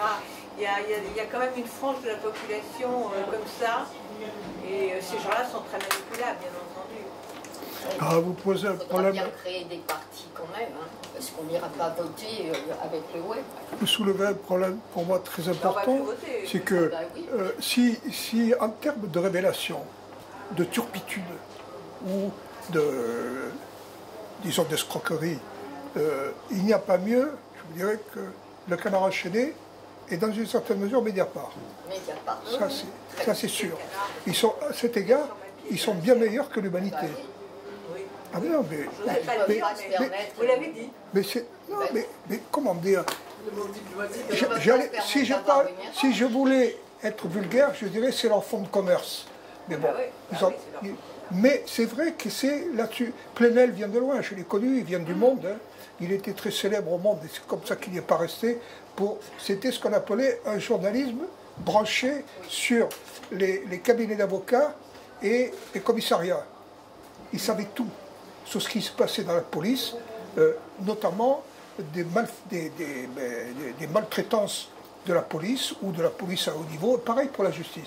Donc il sortait ce qu'on appelle des affaires. Ça s'appelle des affaires. Bon. Et le Canard enchaîné, dans une certaine mesure, c'est pareil, un peu différemment. Ce que je veux, moi, ça... Mais ça révèle l'état d'une société quand même. Mais bien sûr, non, mais heureusement que ça existe. Heureusement que ça existe, ça. Simplement, ce que je pense, hein, mais c'est mon idée, c'est... Voilà, exactement. On l'appelait le quatrième pouvoir en même temps. Seulement, est-ce qu'une société peut se contenter d'un quatrième pouvoir? Est-ce qu'un jour, il ne va pas falloir qu'elle s'occupe un peu de tous les pouvoirs? Politiques, judiciaires, financiers, j'en oublie, législatifs, etc. Vous voyez ce que je veux dire? Le pouvoir peut faire évoluer les trois autres. La société, voilà, et puis les bases mêmes de la société. Hein. Moi, je ne vais pas réveiller tous les jours du passé faisant une table rase. Non, c'est pas ça, mais je veux dire qu'on voit bien ce qui était en train de se dire là. Ce qui ne va pas, ce sont des choses fondamentales. Comment les gens vivent, dans quel rapport vivent-ils entre eux, etc. Il y a quelque chose qui ne colle plus. Ben, on l'a vu tous ces derniers mois. Même les gilets jaunes, c'est ça que ça a exprimé. On ne peut plus continuer comme ça. Hein. Bon, oui, bon, il y a le mot de Gramsci qui est fameux, c'est le vieux monde se meurt, bon, le nouveau monde tarde à naître, et entre les deux, il y a une zone, il y a les monstres, voilà. C'est-à-dire comment on appelle, dans cette pénombre, il y a des monstres, voilà. Mais vous savez, quelque part, pour un peu, ça définit pratiquement ce qui se passe aujourd'hui. Hein. C'est-à-dire, ce qu'il y a, c'est que pour faire advenir une réforme de la société, une autre société, je ne parle pas que d'un chamboulement total de toute la société, je parle aussi de choses importantes dans la vie de la société. Et pour ça, il ne faut pas que des révélations, il ne faut pas que des scandales, et même s'ils sont très utiles, bon, il faut aussi à un moment donné que la société se prenne en main. Moi, pourquoi je crois à un journal comme l'Humanité? Il se trouve qu'il reste quand même grosso modo, heureusement, communiste. Bon, après, il n'y a pas dans toutes les pages de l'Humanité, il vive le Parti communiste. Je l'ai connu, cette Humanité-là, mais ce n'est plus le cas aujourd'hui. Bon. Mais pourquoi c'est si important? Parce que déjà, un journal, c'est un ensemble de matières. Il y a de la politique, il y a de la vie internationale, il y a de la culture, il y a du sport, il y a des faits divers et tout. Je pense que la culture, dont je parlais tout à l'heure, dans le cas de Gramsci ou de Jaurès et tout, c'est un tout. C'est une pensée qui s'ajuste, qui se renouvelle à la lumière de tout ce dont la société accouche, dans tous les domaines. Vous voyez, bon, moi, je crois beaucoup à ça. La société se réforme quand elle prend conscience de ce qu'elle est et de ce qu'elle pourrait être, d'autre de ce qu'elle est, que ce qu'elle est. Vous voyez, je ne sais pas si je suis clair, voilà. C'est pour ça que je suis aussi pour un journalisme généraliste, pas pour le plaisir d'être généraliste, mais parce que je pense que la société a besoin. Moi, j'ai connu des gens très modestes, à un moment donné, et je ne parle pas de l'Humanité, ils lisaient leur journal régional, mais ils lisaient tout. Ils s'intéressaient à tout, au cours des pêches, de la vente des pêches, aux séances du tribunal, de la cour d'assises et tout. En faisant ça, je ne sais pas ce qu'ils ont conclu, ils se conduisaient un peu en citoyen. Ils s'intéressaient à tous les aspects de la vie.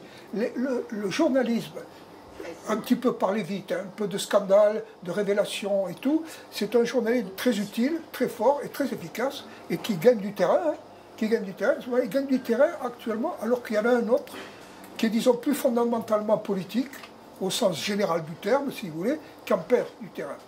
Les journaux, qui ont été des journaux qui traduisaient des grands courants politiques, vous vous rendez compte, en France, il n'y a même plus de journal socialiste. Il n'y a plus de journal gaulliste, il y a un journal qui se veut encore un peu communiste, c'est l'Humanité, et le reste, qu'est-ce qu'ils traduisent? Moi, pour finir, pour ne pas être loin, je vais vous dire, il y a un truc pour moi très important dans le premier numéro de l'Humanité, le 18 avril 1904, c'est l'éditorial de Jaurès. il est intitulé « Notre but ». Et notre but, c'est-à-dire que le directeur, le fondateur de ce journal, lui, il a ses cartes. Il dit, voilà ce que nous voulons, dans tous les ordres de choses.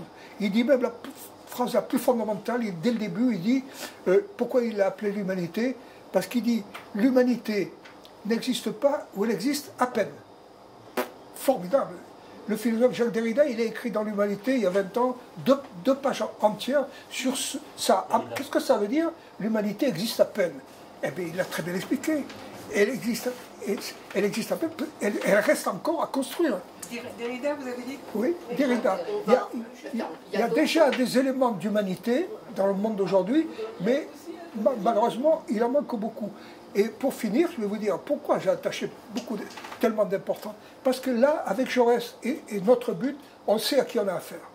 Malheureusement, les journaux, ils cachent leurs véritables intentions. Ils trichent. Bon, et ça, les tricheurs aujourd'hui, je vais vous dire franchement, en matière d'information, ils sont au pouvoir. Hein. Si vous arrivez à savoir ce qu'ils pensent, ben, vous aurez de la chance. Oui, ils disent ce qu'ils pensent, ils font comme s'ils pensaient, mais en même temps, tout ce qui s'écrit, qui se divulgue, vous ne savez pas quelle est la pensée qu'il y a derrière. Bah, ils gouvernent au sondage. On va, s'il te plaît, d'accord. On va pas faire un... Mais au moins, j'aurais on va pas faire un monologue avec toi. Il y a d'autres questions, donc on reprend Raphaël. Oui, pardon. J'ai été trop long, excusez-moi. Non, c'est toujours très... Mais il y a d'autres... Raphaël Britegui. Moi, en vous écoutant, je suis un peu triste, quoi. Tu peux retirer ton masque? Parce qu'on entend Ça protège quand même. Non, en écoutant cet état des lieux, ça me rend un peu triste sur notre époque, quoi.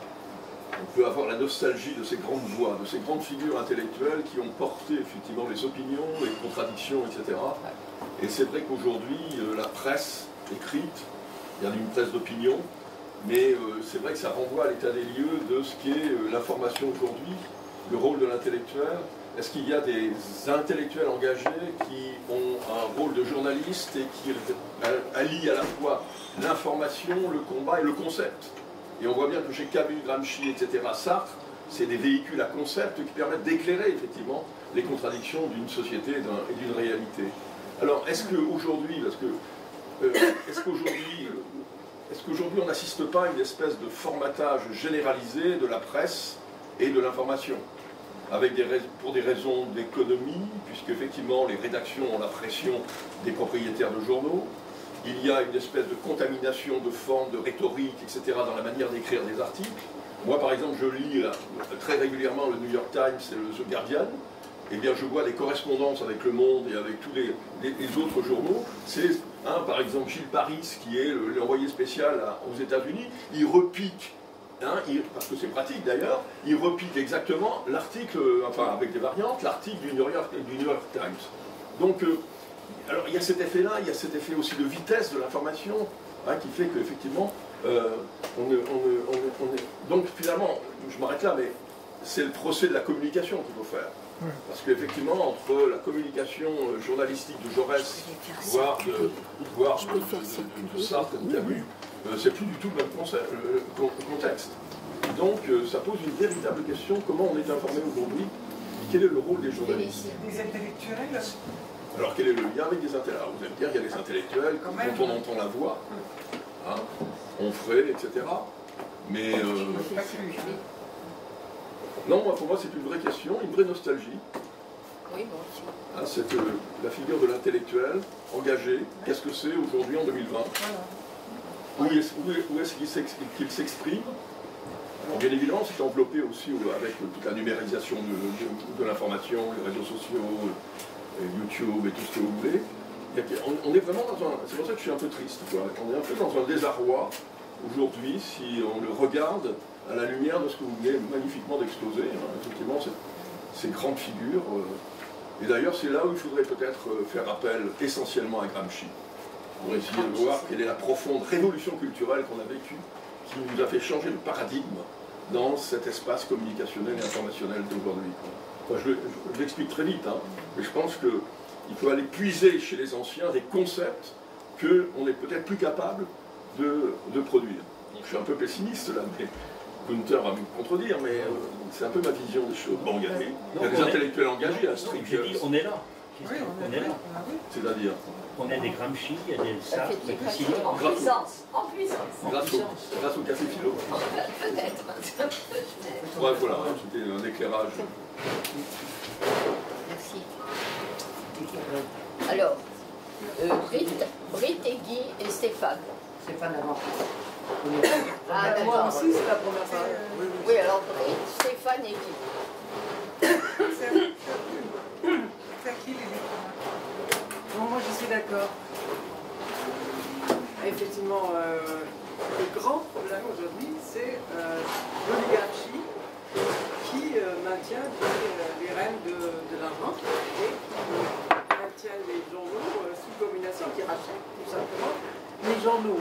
À ma connaissance, c'est seulement le monde diplomatique qui reste encore indépendant aujourd'hui en tant que journal mensuel. Pardon? Le Monde aussi, quand même. Oh, bah, Ouais, pardon, enfin, je suis désolé, on peut pas dire C'est qu'il est fini, indépendant. c'est fini C'est les grands fini journaux. depuis Hein. longtemps. Et puis en plus, personne ne lit. Alors, le problème c'est ça. Alors, oui, ça c'était On y va un point, minute. l'autre oublié maintenant. Oui, je suis restée un peu sur ma faim à propos de Gramsci. Il me semble, je connais peu, mais il me semble qu'il a aussi écrit en prison tous ces 11 ans qu'il est resté. En quoi? Il a écrit En prison? Ah oui, oui, ah oui. Alors bon, Cette Non, période-là, mais- elle m'intéresserait. allez-y, en d'accord. particulier. Là, c'est une question à Oui, oui. vous poser. Parce que c'est ce qu'il y a de plus célèbre chez lui. Alors. Voilà, et donc vous n'en avez pas parlé, je voudrais bien que vous en... C'était un peu Voilà. délibéré, je vais vous dire pourquoi. Oui. Ouais, voilà, merci. Parce que, si vous permettez, là, juste un point, là, c'est que j'ai appris un jour que, par des gens qui connaissent bien Gramsci, si vous voulez, que le plus célèbre de la production de Gramsci, c'est les fameux cahiers de prison. Hein. Il y a des volumes comme ça, hein. Et en plus c'est spectaculaire. Hein. C'est ce qu'il a écrit pendant ces 10 années de prison. Et il y a des choses magnifiques dedans. Ce qu'il y a, c'est que quand je cherchais des articles de Gramsci, en tant que tel article, il n'y a pas d'article dans les cahiers de prison. Parce que les meilleurs spécialistes en France de Gramsci m'ont expliqué que les cahiers de prison, ce ne sont pas des articles, ce sont des notes. Ce sont Jamais des publié. c'est des hein? Jamais publié alors À Non, part, c'est des dans notes, les des articles réflexions sur l'histoire, la philosophie, la politique, l'Union soviétique, l'Italie, Mussolini, etc. Vous voyez ce que je veux dire? Ce ne sont pas des articles. Non, non. Ça a été publié bien après, quoi, bien après. Quand elles ont été réunies, elles ont été travaillées par des gens sérieux, et c'est sorti comme les cahiers de prison. Alors il y en a une quantité industrielle, d'ailleurs au moins 1000 pages. Mais est-ce qu'il avait, des bouquins à sa disposition? Parce qu'il faut Oui. quand même s'inspirer. Ah oui, oui, oui, si, si. de ça, oui. livres. Non, ils n'ont pas privé de livres, non. Ah d'accord. Non, il a lu. Il Il a relu beaucoup de choses, il a réfléchi. Ah oui. Alors les cahiers de prison, là vous avez raison, c'est qu'en même temps c'est une somme, parce que tout d'un coup ça prend tout, quoi. C'est incroyable. Et puis là, vous avez une totalité de Gramsci. Ces notes, c'est ce qu'il pense au fur et à mesure. En me disant, il a eu le temps quand même, hein, d'exprimer tout ce qu'il pouvait, tout ce qu'il avait envie de dire, quoi. C'est pour ça que c'est... Enfin bon, vous avez raison, vous avez bien fait, c'est une très bonne remarque. Alors, Stéphane, Oui. Ben, moi, je pense que la fin du 19e siècle nous avait ouvert les portes d'une certaine liberté, de libération. Nous avancions vers quelque chose d'historique. Et puis le 20e siècle fut hélas la martyrisation d'un siècle. C'est-à-dire que la guerre de 14 a conduit à la guerre de 40, les massacres, les exterminations. On aurait pu éviter tout ça. Je ne pense pas que la bourgeoisie avait envie de l'éviter. La décolonisation aurait pu s'éviter si on avait pris conscience, hein, que les hommes sont des égaux et qu'ils peuvent vivre ensemble et qu'ils peuvent vivre égal ensemble. Et ça aurait pu être fait en France, ça aurait pu être fait en Grande-Bretagne, mais nous n'avions pas cette volonté de conscience de libérer les hommes. Donc les hommes se sont libérés eux-mêmes, hein, alors qu'on aurait pu se libérer ensemble. Malheureusement, ce que je remarque aujourd'hui, c'est que quand il y a faute, quand il y a une cause grave, c'est toujours de la faute du voisin. C'est les autres qui n'ont pas compris. Pourtant, nous sommes à l'heure où nous avons suffisamment de connaissances, de savoir, d'analyse, pour être en état de prendre nous-mêmes la forme de société que nous désirions. Mais hélas, moi je ne fais pas trop confiance à l'humanité pour se changer elle-même, pour se transformer. Après 50 années de militantisme, dégagé des partis d'ailleurs, hein, en cherchant à trouver qu'est-ce qui cause les choses et qu'est-ce qui fait que nous n'avançons pas, même si à petits pas nous faisons quelque chose quand même, c'est très difficile. Je partirai, je mourrai sans, je pense, profondément déçu que cet idéalisme que nous avons, hein, et que nous ne devons pas transformer en un stalinisme, hein, c'est-à-dire intégrer la morale, surtout la morale, toujours la morale, c'est pour ça que je suis profondément attaché à Camus, la morale avant la politique doit être morale, mais ça, c'est parce que nous sommes moraux. Si nous ne le sommes pas, nous ne pouvons pas faire une politique morale. Hein, et nous avons en résultat les représentants de ceux que nous représentons nous-mêmes, parce que nous refusons d'avoir cette moralité qui nous permettrait ensemble de dégager des choses absolument. Voilà. Je m'arrête parce que je pense que ça. Non, mais voilà. Merci. C'est très bien ce que vous dites. Juste au passage, vous savez, la morale et la politique, je ne sais pas si vous avez compris ce que j'avais voulu dire, mais comme j'ai un peu écrit ce que j'ai dit, là, c'est là où il y a une petite erreur de Camus, c'est dans un article de Combat où il dit ce soir, nous combattons pour un monde, je ne sais pas comment il dit ça, ou pour la morale et pas la politique. Je pense que là, Camus, c'est pas la peine de vous dire à quel point j'ai aimé, et j'ai recollé à Camus, parce que je l'ai mieux lu, j'ai essayé de comprendre ce qui s'était passé et tout. Là, mettre en contradiction la morale et la politique, là, je pense que c'est une erreur.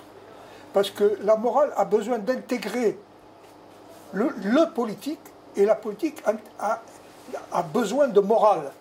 Parce que la politique a beaucoup méprisé la morale. Bon, c'est pour ça que un certain mépris de Sartre pour Camus, il relève de ça aussi. Hein. C'est qu'il est tellement politique, Sartre, à un moment donné, que le moralisme, on l'a appelé comme ça aussi, Camus. Le moralisme de Camus lui a semblé pitoyable, si vous voulez. Donc il en a parlé avec un certain mépris. Bon, à la limite, je vous dirais que ces deux hommes-là, ces deux grands esprits, moi, c'est ce que je rêverais de ça. Pas de les réconcilier, ils sont irréconciliables. Et puis réconcilier les gens post-mortem, ça n'a aucun sens. Mais en revanche, d'essayer de croiser les deux exigences, pas pour les marier, mais pour faire en sorte que chacune ne méprise pas l'autre, la morale ne méprise pas la politique, et la méprise ne méprise pas la morale, je pense que ça a de l'avenir. Bon, parce que l'ignorance de chacun des deux termes a fait trop de mal. Mais ça, là où je vous suis absolument, c'est que vous savez, il y a un mot de Marx, on peut quand même citer Karl Marx, il y a un mot de Marx qui dit l'histoire accouche dans la violence. C'est un mot assez célèbre. Il veut dire par là qu'il n'y a pas d'évolution, il n'y a pas tellement d'évolution de l'histoire qui ne se fasse sans la violence. Franchement, vous pouvez regarder, c'est quand même pas faux. Hein, parce qu'à un moment donné, la Révolution française, pour ce qui concerne le régime de propriété, les guerres mondiales, les guerres coloniales et tout ça, l'évolution des sociétés ou le changement de société, ça ne se fait pas dans la dentelle. Hein. Ça ne se fait pas dans la dentelle. Alors c'est pour ça que je citais Jaurès sur la mort du tsarisme.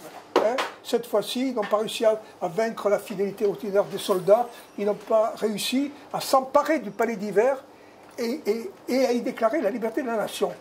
Et ils ont raté, là, le tsarisme a fait en sorte que soit ratée une suprême chance des révolutions pacifiques. Parce que Jaurès, quelque part, il avait l'idée de révolution pacifique. Alors il y a déjà les grands marxistes qui diront ça ne tient pas debout, cette histoire, ça n'existe pas, les révolutions pacifiques, il faudrait savoir. Non. Mais je pense qu'il avait l'idée, là, il avait l'intuition, à un moment donné, de révolution, c'est-à-dire d'un changement de régime de propriété. Jaurès, c'est la propriété sociale qui se substitue à la propriété privée des grands moyens de production et d'échange. Hein. C'est pas loin de Marx, mais lui, il préconise que ça se fasse pas du tout de façon patiente, en attendant les siècles à venir. Non, il dit il faut préparer ça. il faut que ça s'installe déjà. C'est l'idée de Gramsci aussi. Hein. C'est l'hégémonie culturelle. Qu'est-ce que c'est chez Gramsci? Mais c'est de faire en sorte que... C'est pour ça qu'il y a cette histoire, le rinascimento de la plèbe. C'est que les révolutions viendront si il y a dans le peuple le plus misérable, à un moment donné, des germes de transformation de la société qui se fassent avec eux, pas contre eux, mais avec eux. Voilà, donc moi je vous suivrai tout à fait, si vous voulez, mais ça c'est la question que vous posiez, c'est la question de la violence. Hein. Bon, et chez Jaurès, il y a, moi c'est très important, Jaurès, parce que c'est 1913, sinistre leçon, il annonce le siècle des massacres. Vous lisez cet article, vous avez le siècle des massacres. C'est pour ça qu'il sera présent dans le génocide arménien, Jaurès. Et il faut voir comment il en parle. Parce qu'il a compris, si vous lisez ses articles, ses prises de parole sur les génocides arméniens, celui de 1895, vous avez déjà, quelque part, les grands massacres, les grands crimes du XXe siècle. Voilà. Parce qu'il faut voir comment il en parle. Donc, c'est pour ça que chez Jaurès, j'insiste beaucoup là-dessus, cette idée, à un moment donné, de faire donner à la société le maximum de ce qui est possible pour faire en sorte qu'elle se révolutionne elle-même, et pas qu'on lui impose une révolution par les armes et par le sang. Parce que ça, on a fait le bilan aujourd'hui, ça, comme on dit vulgairement, ça ne marche pas. Les révolutions imposées, les révolutions par la force, à un moment donné, ben, une fois qu'elles sont engagées, il faut aller... Ils ont tenu jusqu'au bout, les bolcheviks. Ils ont tenu 70 ans. Ben oui, c'est vrai, ils ont tenu 70 ans. Mais au bout de 70 ans, qu'est-ce qu'il en reste? Qu'est-ce qu'il en reste? Il en reste Poutine. Voilà, c'est-à-dire un dirigeant du KGB. Voilà, donc il faut quand même... Il en reste dans les pays dits socialistes, qu'on appelait les pays satellites à l'époque. C'est quoi? C'est des pays devenus nationalistes. Tous. La Pologne, la Tchécoslovaquie, la Roumanie, avec Orban et tout. Le bilan est sévère quand même. Hein.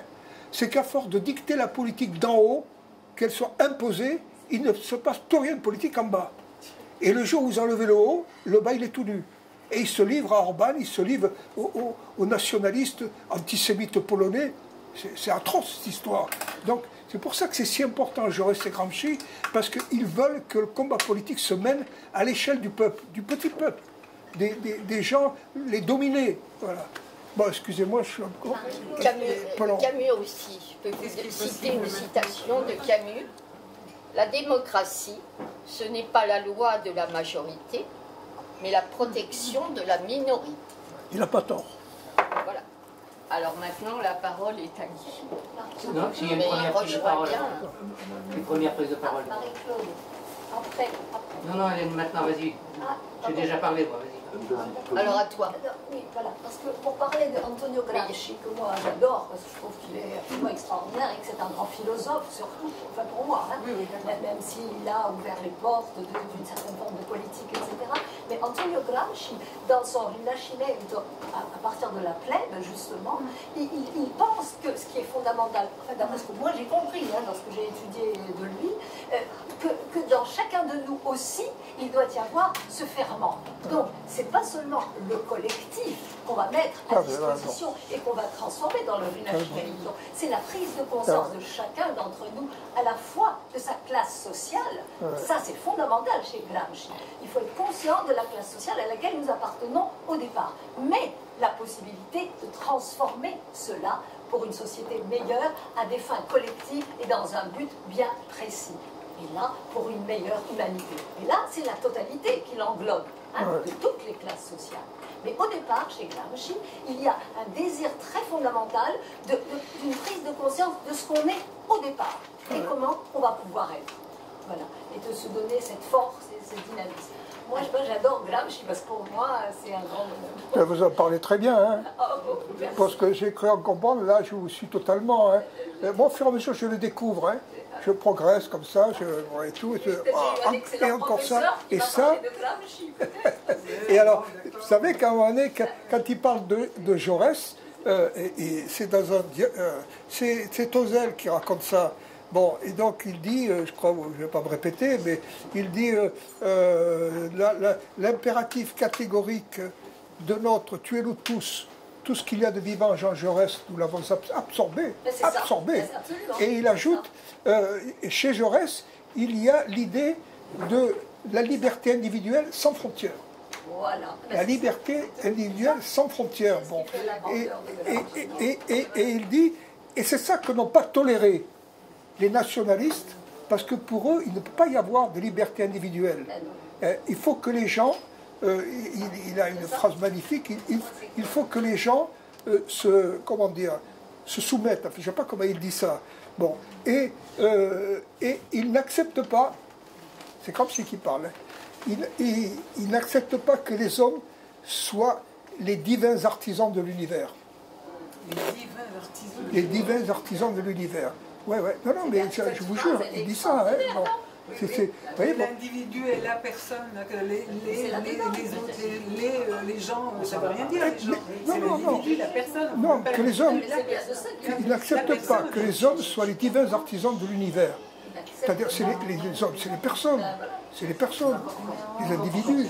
Si. Dans le nous, il y a du jeu. Dans le nous, il y a une partie de jeu. Nous, ça, c'est monsieur Labatte, nous. Comme il ne reste plus beaucoup de temps, il y a donc Guy Günther et après notre poète. Ça m'a goûté. Ah bon? Oui. Non, je voulais dire plusieurs, mais il faut que je me limite.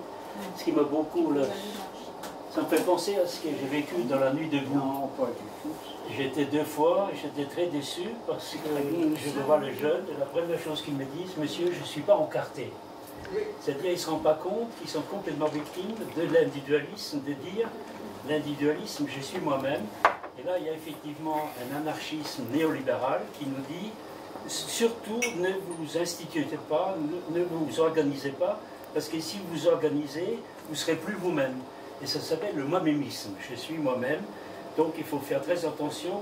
Et beaucoup de révolutionnaires, je suis là du côté de l'individualisme, qui confondent la subjectivité avec l'individualisme. La subjectivité, c'est-à-dire, il n'y a que moi qui puisse dire quelque chose, c'est de Ricoeur, pour dire je, il faut toute une vie. C'est ça l'identité.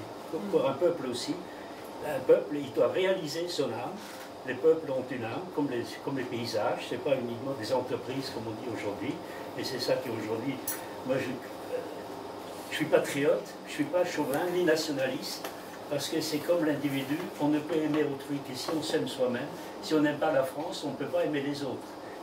Voilà. Donc il y a une confusion chez la gauche, moi je suis gauche, je suis communiste, mais ça c'est complètement... il y a une confusion là, il y a une confusion. Deuxième chose, par rapport à Camus, c'est terrible ce qu'il dit, parce que si c'est ma mère, je me révolte, mais si c'est Georges ou André, non, c'est Antigone qu'on célèbre. Si c'est mon frère, mais si c'est pas quelqu'un d'autre, et là, il perd quelque chose d'universel.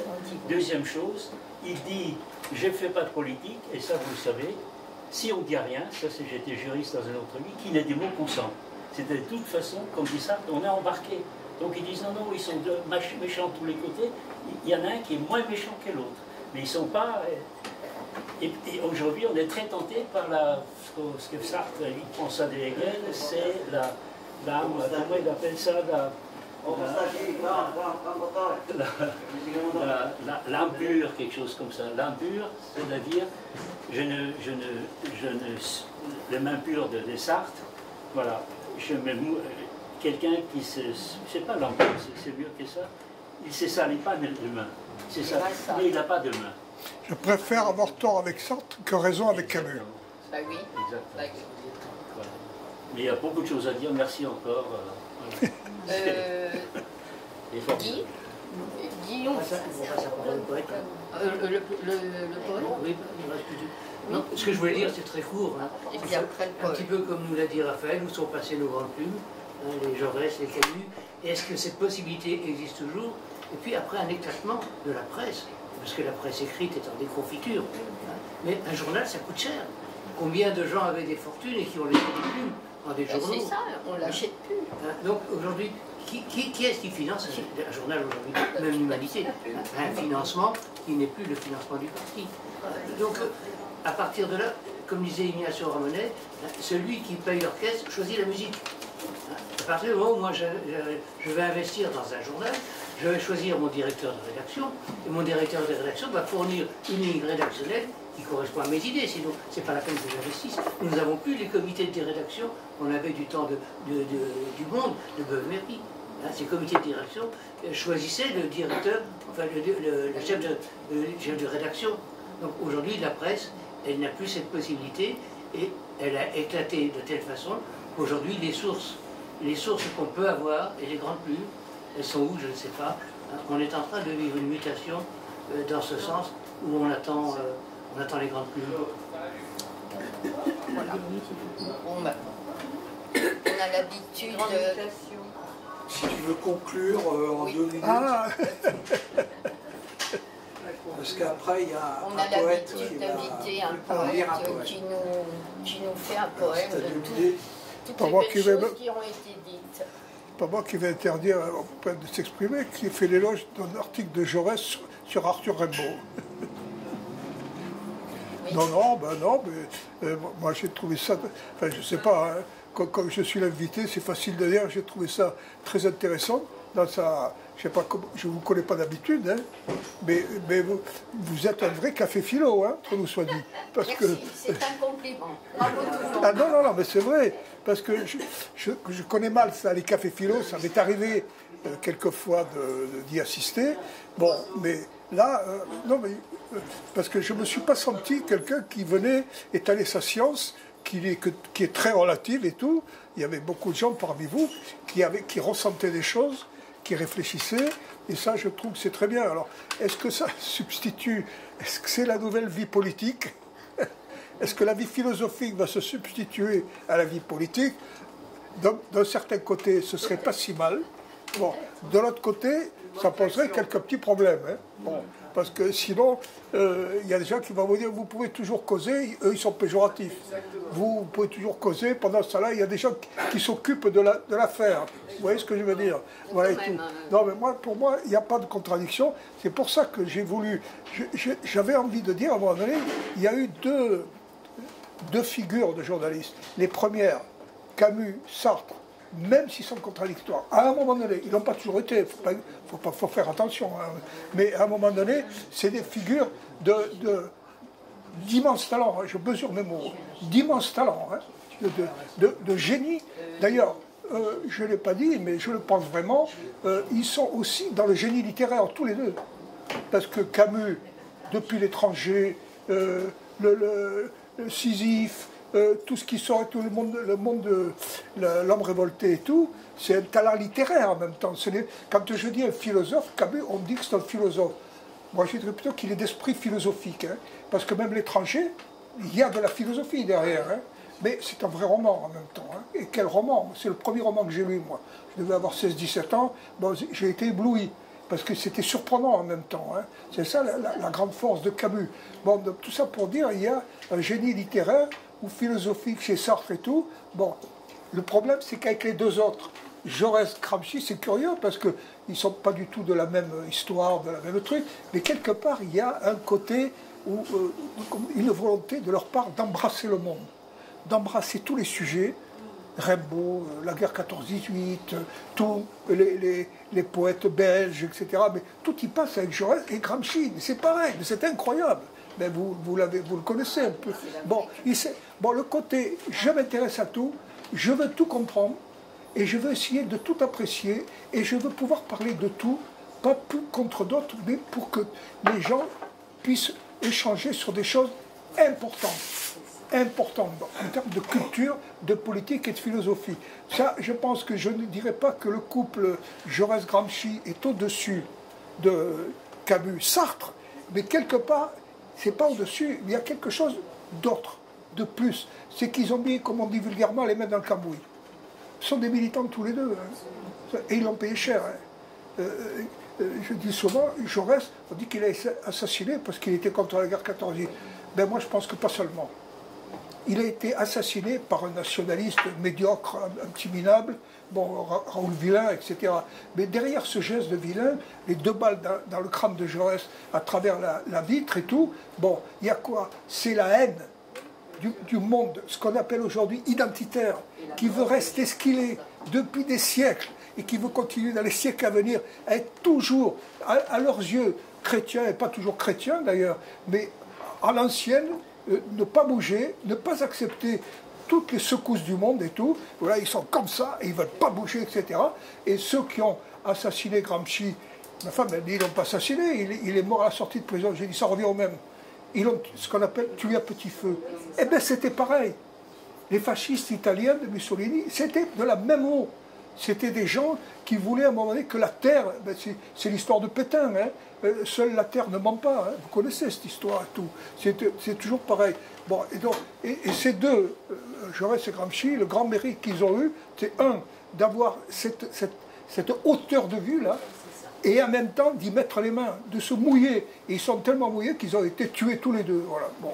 Alors je ne dirais pas qu'il aurait fallu que Camus et Sartre soient tués, mais enfin bon. Donc vous voyez ce que je veux dire, voilà. Donc là, il y a une différence, quoi.